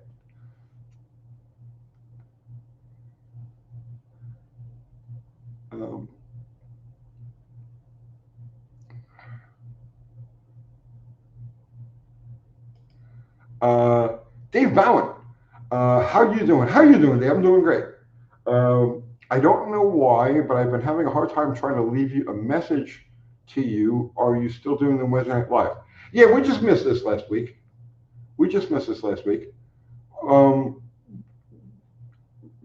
Message away. I mean, what kind of message are you trying to give me? We don't. I don't. Just for I don't answer on any social media. I don't look at any emails or anything like that. So, and if you have to understand, it's just too crazy. But that's why we do these lives. So if you do need to message me, if there's anything important or a question you want to ask, that's specifically why we do these lives.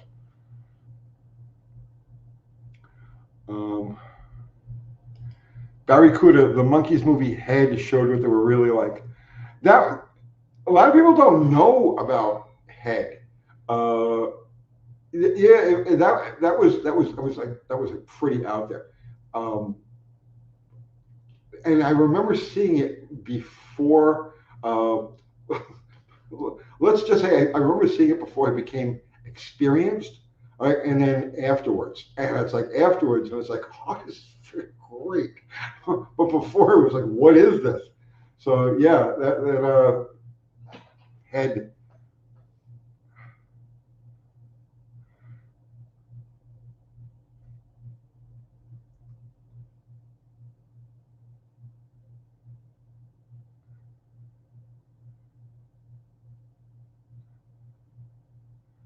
Torino Elite, the Cuda is a pretty car. It's beautiful. It really is.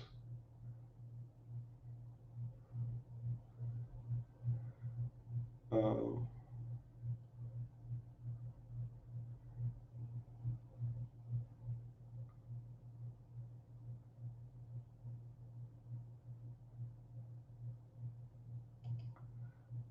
Sweaty Fat Guy saying, why do people keep putting deep gears behind 455s? I'll have to demonstrate that too, I guess. I know they're happiest with 3.0s and shit. I know, I get that, but 370 is not a 373 gear. I wouldn't really consider that to be deep. I mean, maybe by big block Buick standards it is, but I wouldn't really consider that super deep. Uh, it's right on the edge. It's right on the edge. But yeah, I know what you're saying.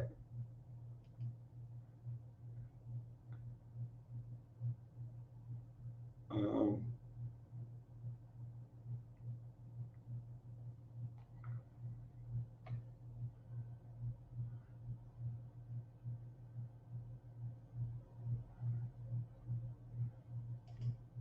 Scoop, wasn't a Monkey Mobile a Pontiac? Yeah, it was 67 GTO convertible, or 66. 66. No, I don't know. Sorry, fact, I don't know. Um, but yeah, it was a GTO convertible. They did that too. My friend Jim Bennett was building a replica of the Monkey Mobile when he had a stroke and passed.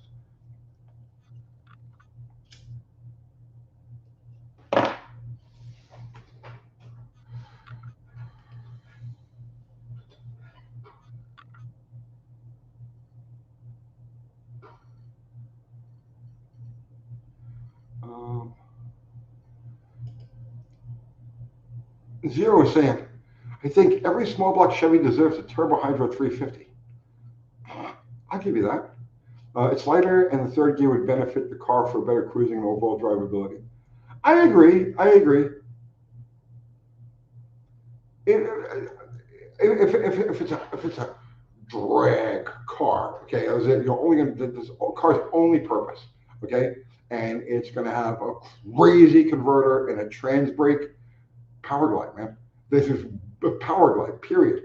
But if you're going to drive it on the street like regular every day, and it's not a drag car, and it doesn't have 513 gears and all the other shit that goes with it.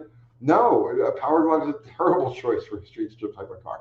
So yeah, you're absolutely right, man. A turbo 350.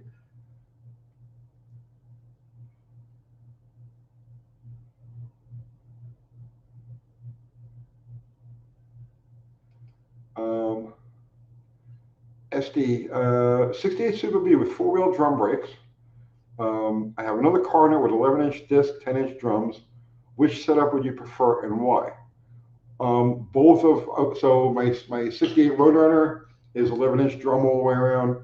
My 67 Charger is 11-inch drum brake all the way around, and that was originally a disc brake car. I had the 11-inch disc and the 10-inch drum, and I converted that to 11-inch drum all the way around. Um, what else? What other cars do I have here? Well, Bottom Rocket we already talked about. I prefer the four-wheel drum on those cars. The 11 by 3s are massive. those are the brakes that they used in NASCAR until 1975 or 1976. A lot of people don't realize that NASCAR actually did not allow disc brakes until 1975 or 1976, and those factory 11-inch drum brakes that they used on the B bodies were used in NASCAR right up until that period of time.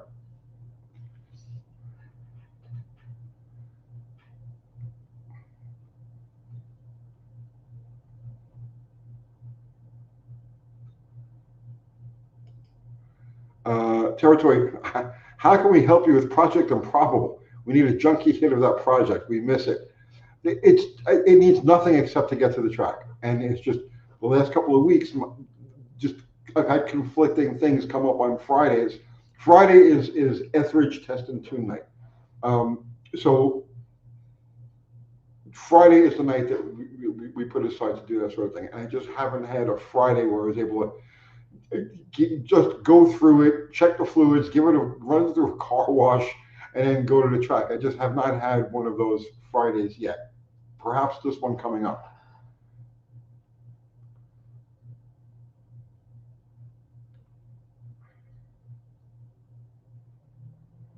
Um,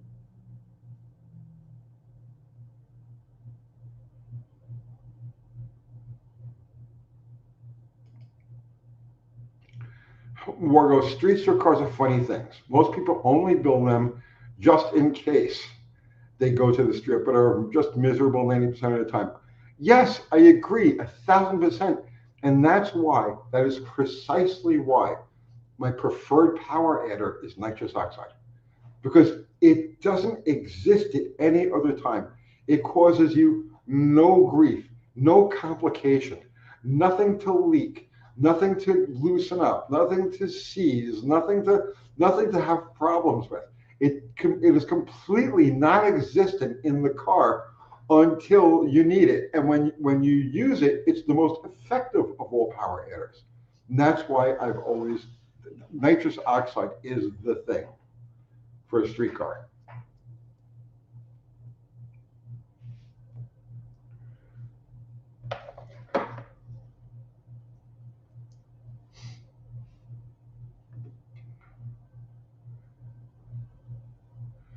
Um, let's see.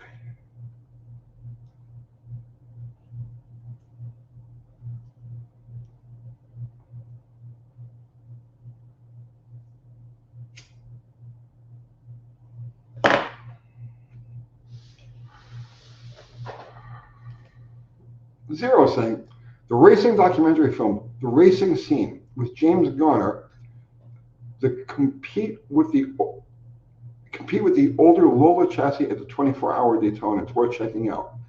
I've never heard of it. I've never heard of it. Is that kind of like a road race version of like On Any Sunday? Is that about? Is it that type of film? Because I love that type of film.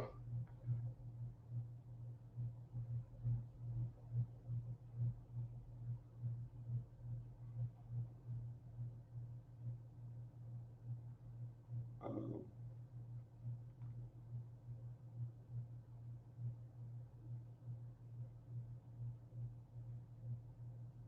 let's see. I'm just scrolling back up.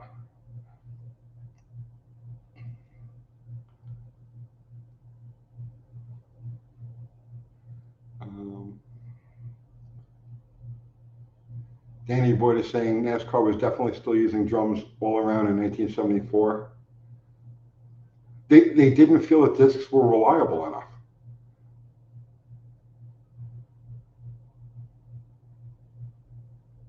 Um,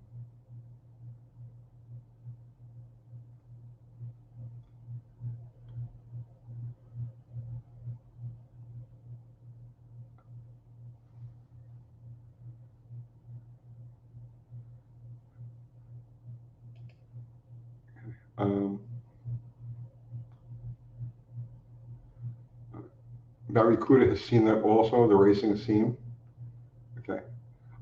Evan Barnes, you ever tried drum rolling tobacco? Thoughts on it versus bugler? It's dry. It's dry. Bugler is very smooth. Um, yeah, drum and tops. Tops used to be okay, but the quality went way downhill. Bugler is consistent. It's good.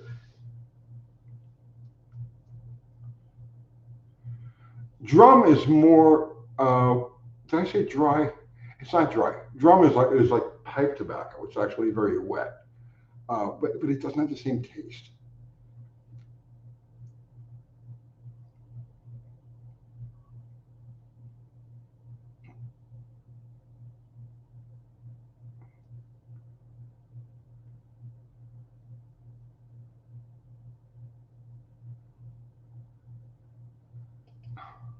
What's this about the Wienermobile?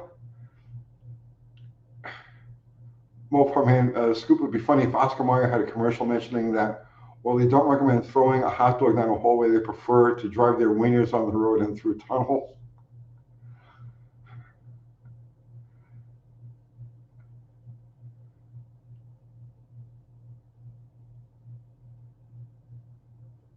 Um, Thunderbird, Tony, my 77 F-250 has a Chrysler rim on it.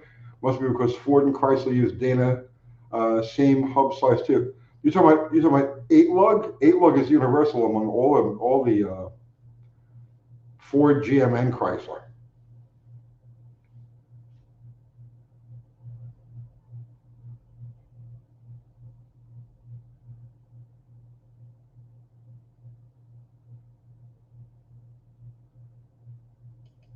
Barry Cooter saying the racing scene is all about James Garner's racing activities in the early 70s. Did they cover any of his off-road stuff? Because he had a deal with Oldsmobile to run like the Baja and was it the Mint 400? I don't know, but he had a deal with Oldsmobile.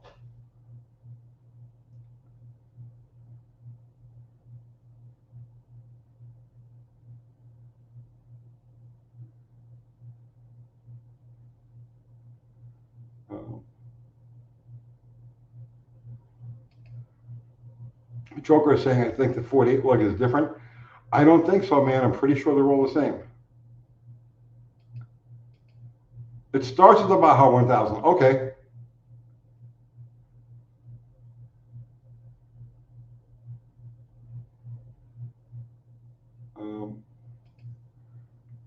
Turn back now. Turn back now. Spare parts. You mentioned buying old parts for classic cars. Any preferred current vendors? Autolite, Standard, etc., which are reasonably good to manufacture. I like Autolite plugs. Autolite's has treated me well. Standard is also good or has been good. Now, I don't know which of those companies is caught up in the whole First Brands bankruptcy thing. What I would recommend you do if you're concerned about spare parts, right, and you're going to keep your car for a long time, extended period of time, then I would suggest investing in everything you can get now. Just as nothing is ever going to be as cheap as it is now. Think about it that way, right? And some stuff may become completely unavailable in the not too distant future. So I would stock up on brake pads, shoes, brake lines, wheel cylinders, master cylinders, all stuff like that. I would, and of course, tune-up parts. I would be stocking up on that stuff now.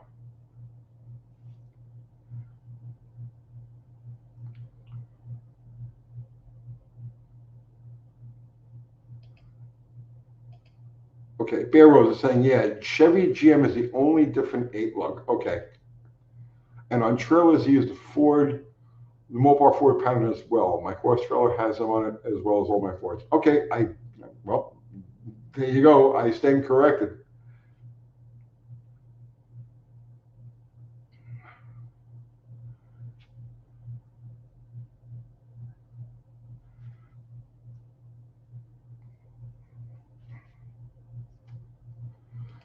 Territory. Tony, any conspiracy theories on your end about Orange Man, Orange Man attempted pew pew? Excuse me.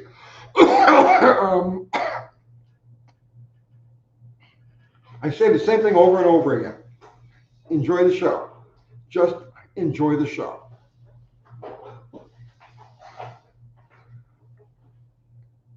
I I I I pay attention to things that are in the news, and I don't mean the regular news. I mean like things like that event. Um, I pay attention to it, but I don't give credence to any of it. Um, so in other words, yes, I know we're at war with this place and we're invading that place and this is happening and that's happening. Like I'm aware of all of that stuff, but I give zero credence to any of it. Does that make any sense?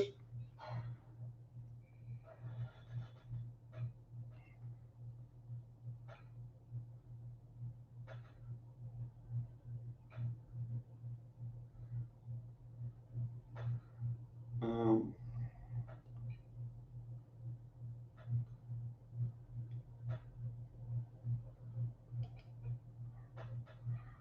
Tula toilet. All three use Dana 60 in front, but GM uses a smaller center. So the center section of the Dana is what's universal to all of these things. And then the different manufacturers use different tubes and axle ends. Some of them will use the whole truck applications with the floating axles. They'll use the whole Dana assembly. But for a lot of like the lighter versions of them, non-floating 8-lug and like the ones that we use in cars and light trucks, it's just the center section, and the manufacturer adds its own ends and backing plates and wheels and axles and all. You're saying it's really worth watching. If you enjoy seeing what actually looked like in the late 60s, Baja Sebring, Grand Prix, Daytona 24 Hours, and also the Formula One style American Canadian Racing Series. Everything, all racing, in my mind, all racing was at the high watermark during that period of time, the late 60s and early 70s. I geek on all of it. It's awesome. So yes, I will check this out. The racing scene. And is it currently on YouTube?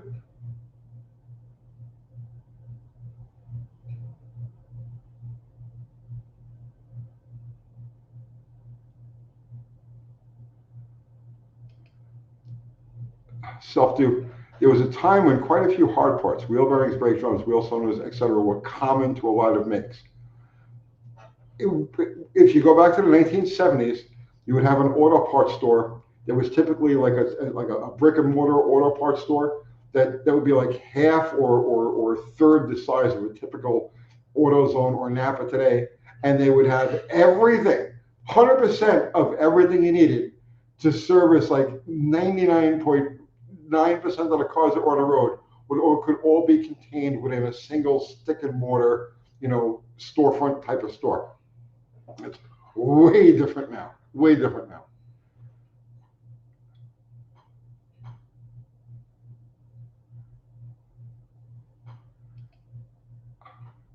Mike Flessner, yeah, Flessner. All sport was better back then. Yeah. Well, I mean, I don't know any other sports. I do know racing though. Everything was better then, man. Everything. 1971 is when the decline in everything started. That's when the decline in everything started.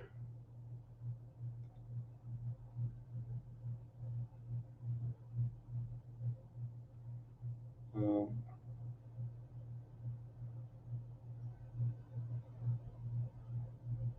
let's see.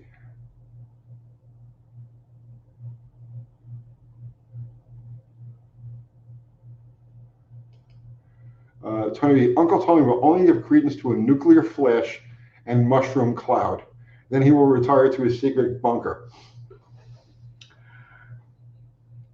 In my mind, there's a good possibility, and I'm not saying that this is the fact. I'm not saying this is the truth. I'm not saying anything like that. I'm saying that there's a good possibility in my mind that even the whole nuke thing is a psyop. Because when you really stop and you think about it, when you look at test films and shit like that, yeah, when they're showing the nuclear blasts and whatnot, you look at those films; those are clearly models. They're splitting atoms in 1943, 42, 43, when they started on the project. Splitting atoms back then. You're talking about a pretty tall order, and then packaging it in an explosive form. You're talking about a pretty freaking tall order, right?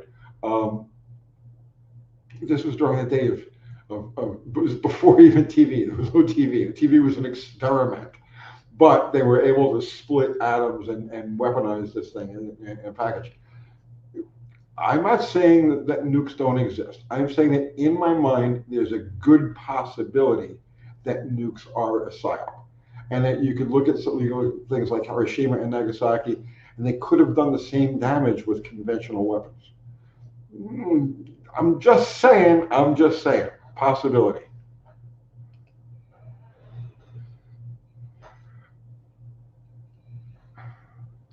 Andy's in the house. We just came here with splitting atoms. Yes, Andy. Andy, I tried to watch. I had you on in the shop the other day, and I tried to watch you live, and I could. There was no sound.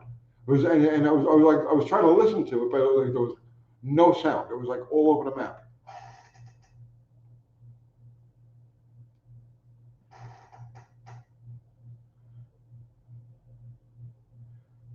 Um,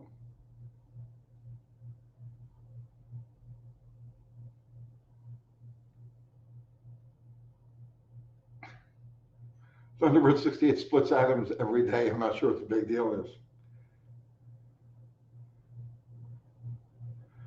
Uh,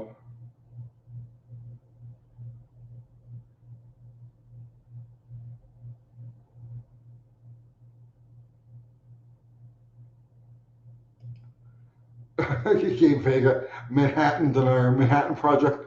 No, I'm not saying it didn't happen. I'm not saying it didn't happen. What I'm saying is that I'm open to the possibility that it didn't happen. Because when you look at some of the other things, like if you just look at the event by itself, then it's pretty much, you could pretty much take it at face value.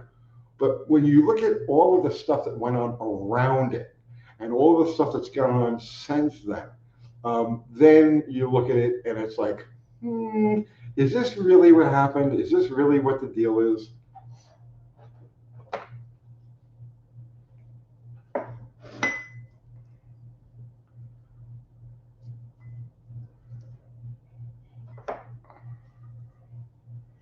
Uh, Dead NASA scientists working on fusion on UAPs.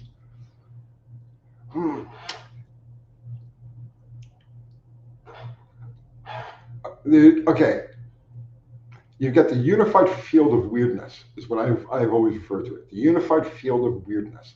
And this would include ghosts, cryptids, the Loch Ness Monster, the unified field of weirdness. All of these phenomena that kind of have that same pattern. Okay, right? They're there and then they're not.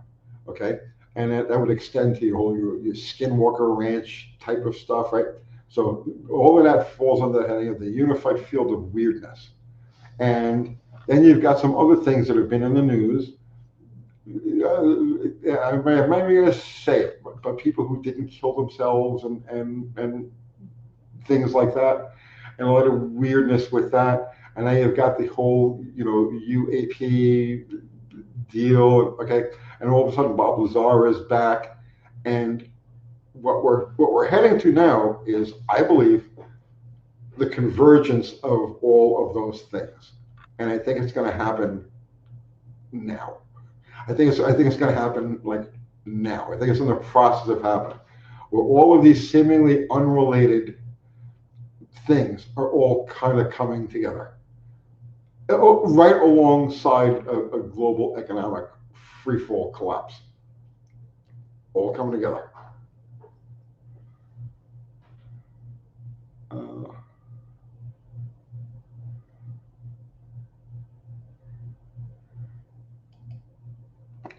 You almost had a vape. Me? No.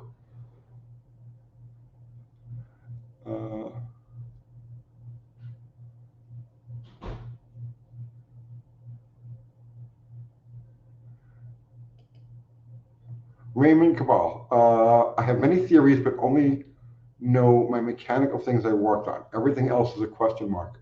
I agree with that. I agree with that.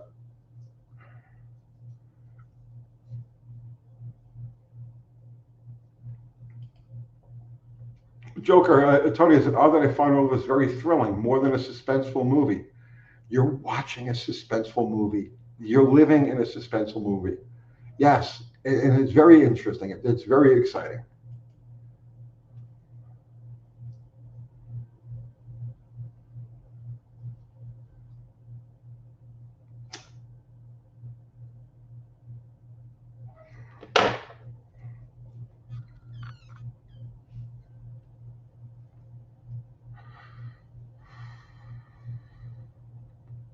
Um,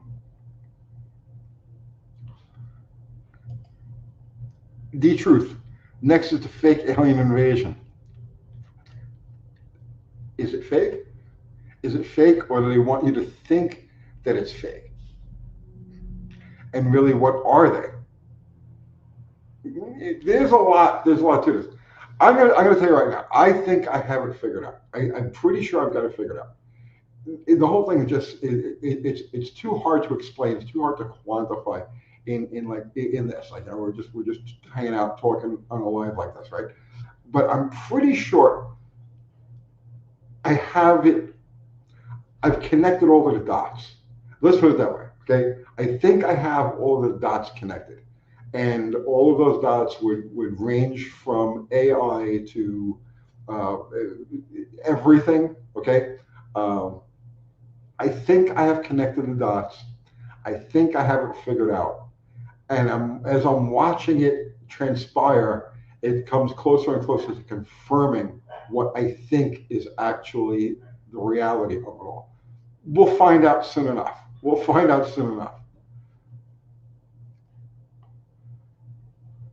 Um, Thunderer, do you believe Bob Lazar? Yes, I tend to believe him. Um, I tend to believe him. Um, hmm. And I really can't go. I really can't quantify it any further than that. He comes off as sincere. He's been telling the same story now for 35, 30, 37 years. He's been telling the same friggin' story, and it hasn't changed. Um, and he's not an actor. He's a drag racer. A lot of people don't know. He ran jet cars for years. Um, I tend to believe him, but not for any specific reason, if that makes any sense. I think he's sincere.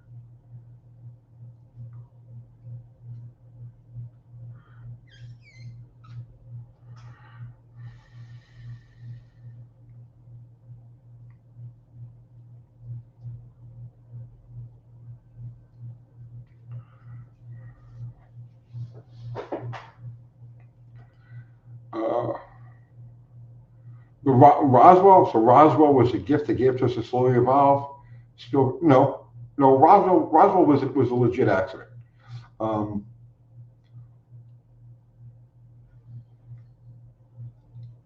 Roswell was legit. These things are machines. They malfunction sometimes. They crash. Um, did it crash or was it shot out of the sky? I don't know, but I do believe that actually happened. The Brazilian thing from 19, have you seen this? The Brazilian crash from 1996, I think it was. What was the name of it now? Um, Villanova,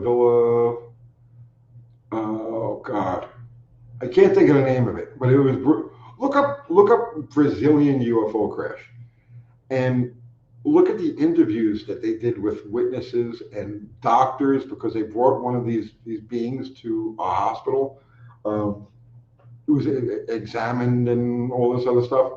Uh, Look into it. There's a lot to it. There have been many crashes and many recoveries over the years in all different parts of the world. You know, in Russia and China and here in the U.S., South America. Um, there's a lot to all of that stuff, bro. There's a lot to all of that stuff.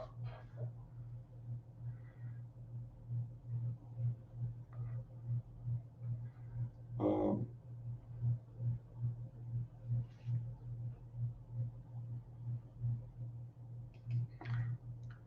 Min Muscle Tony, any love for the FXRs or bad boys? Zero.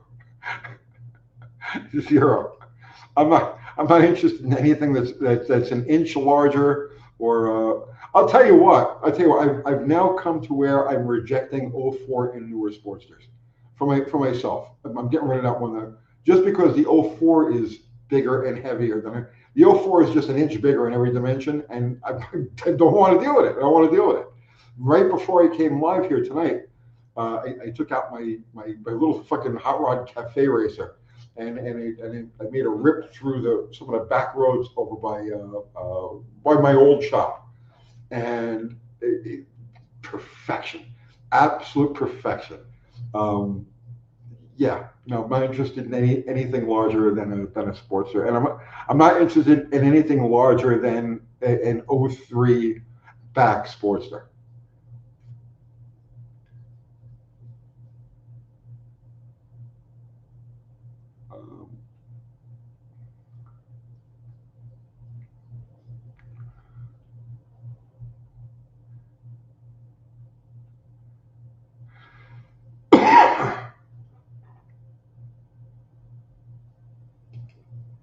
Um, Zero was saying, what's the one that was recognized by the Canadian government that was seen going into the water? They have a landmark for it.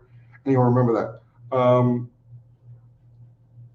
Yes, that happened in Nova Scotia in 1968 in Nova Scotia.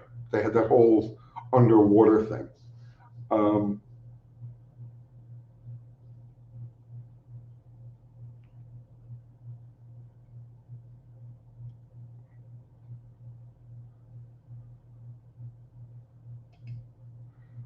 Mike Fleisner, they travel dimensions, then they come here and can't drive right. You're assuming that they're located, that their home base is someplace else, and I don't think that's the case. I think that the ones that we deal with on a regular, or at least the solid ones, are from here. Where from here, I don't know exactly, but the solid ones that we come across are definitely from here. Okay, the plasma ones, they can be actual from other places. But the solid ones that crash occasionally and whatnot, no, they're from here. They're from here.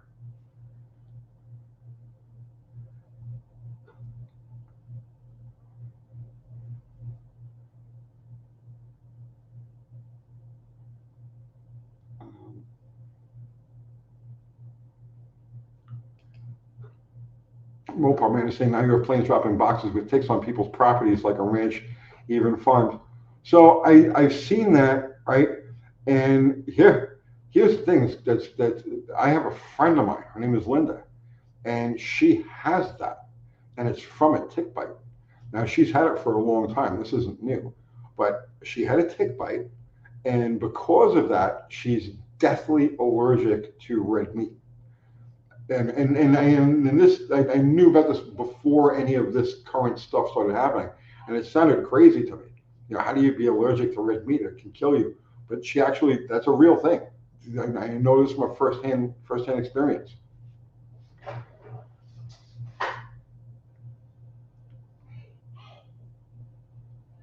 Um,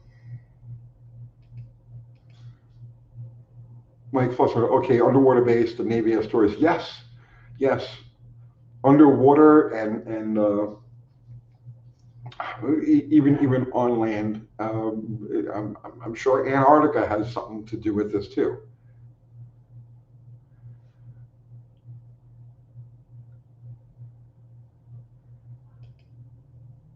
Wi-Fi allergic to meat sounds so terrible. Not all meat. She can eat pork. She can eat birds, chicken and turkey and all that. No problem with that. But she can't eat red meat. She can't eat steak.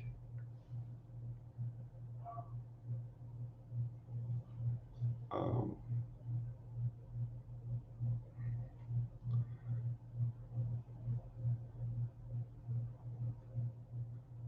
all right. Well, listen, guys, we're we're we're past the 2 hour mark, and I've I've got to call it. I got to call it a night here. Um, Andy, we have to get together and do a live show. Why don't you jump in, Andy, on Wednesday night? Why don't you jump in with Dr. Art and I, if you want to? And yeah. So anyway, listen, guys, our awesome mods, our fantastic mods, Mexican Spec, Zero, Food Bar, guys, thank you so much as always. Everybody contributed super chat, thank you. It's never expected, but always appreciated. And everybody who contributed your conversation, your presence, thank you equally. I couldn't do this stuff if you guys didn't click on it, so thank you. And that's it. That's Fubar. Of course, I thank Fubar. And that's it. Mexican Spec will be live. I don't know what time. Mexican Spec will be live sometime later tonight. Jamie, Dead Dodge Garage is live now. So if you guys are going to go hang out still, head over to Jamie's and say hi. And that's it. That's it for now. I can't even think of anything else I need to talk about. So I'm just going to pull the plug and keep it weird, right? Keep it weird. I'll see you tomorrow.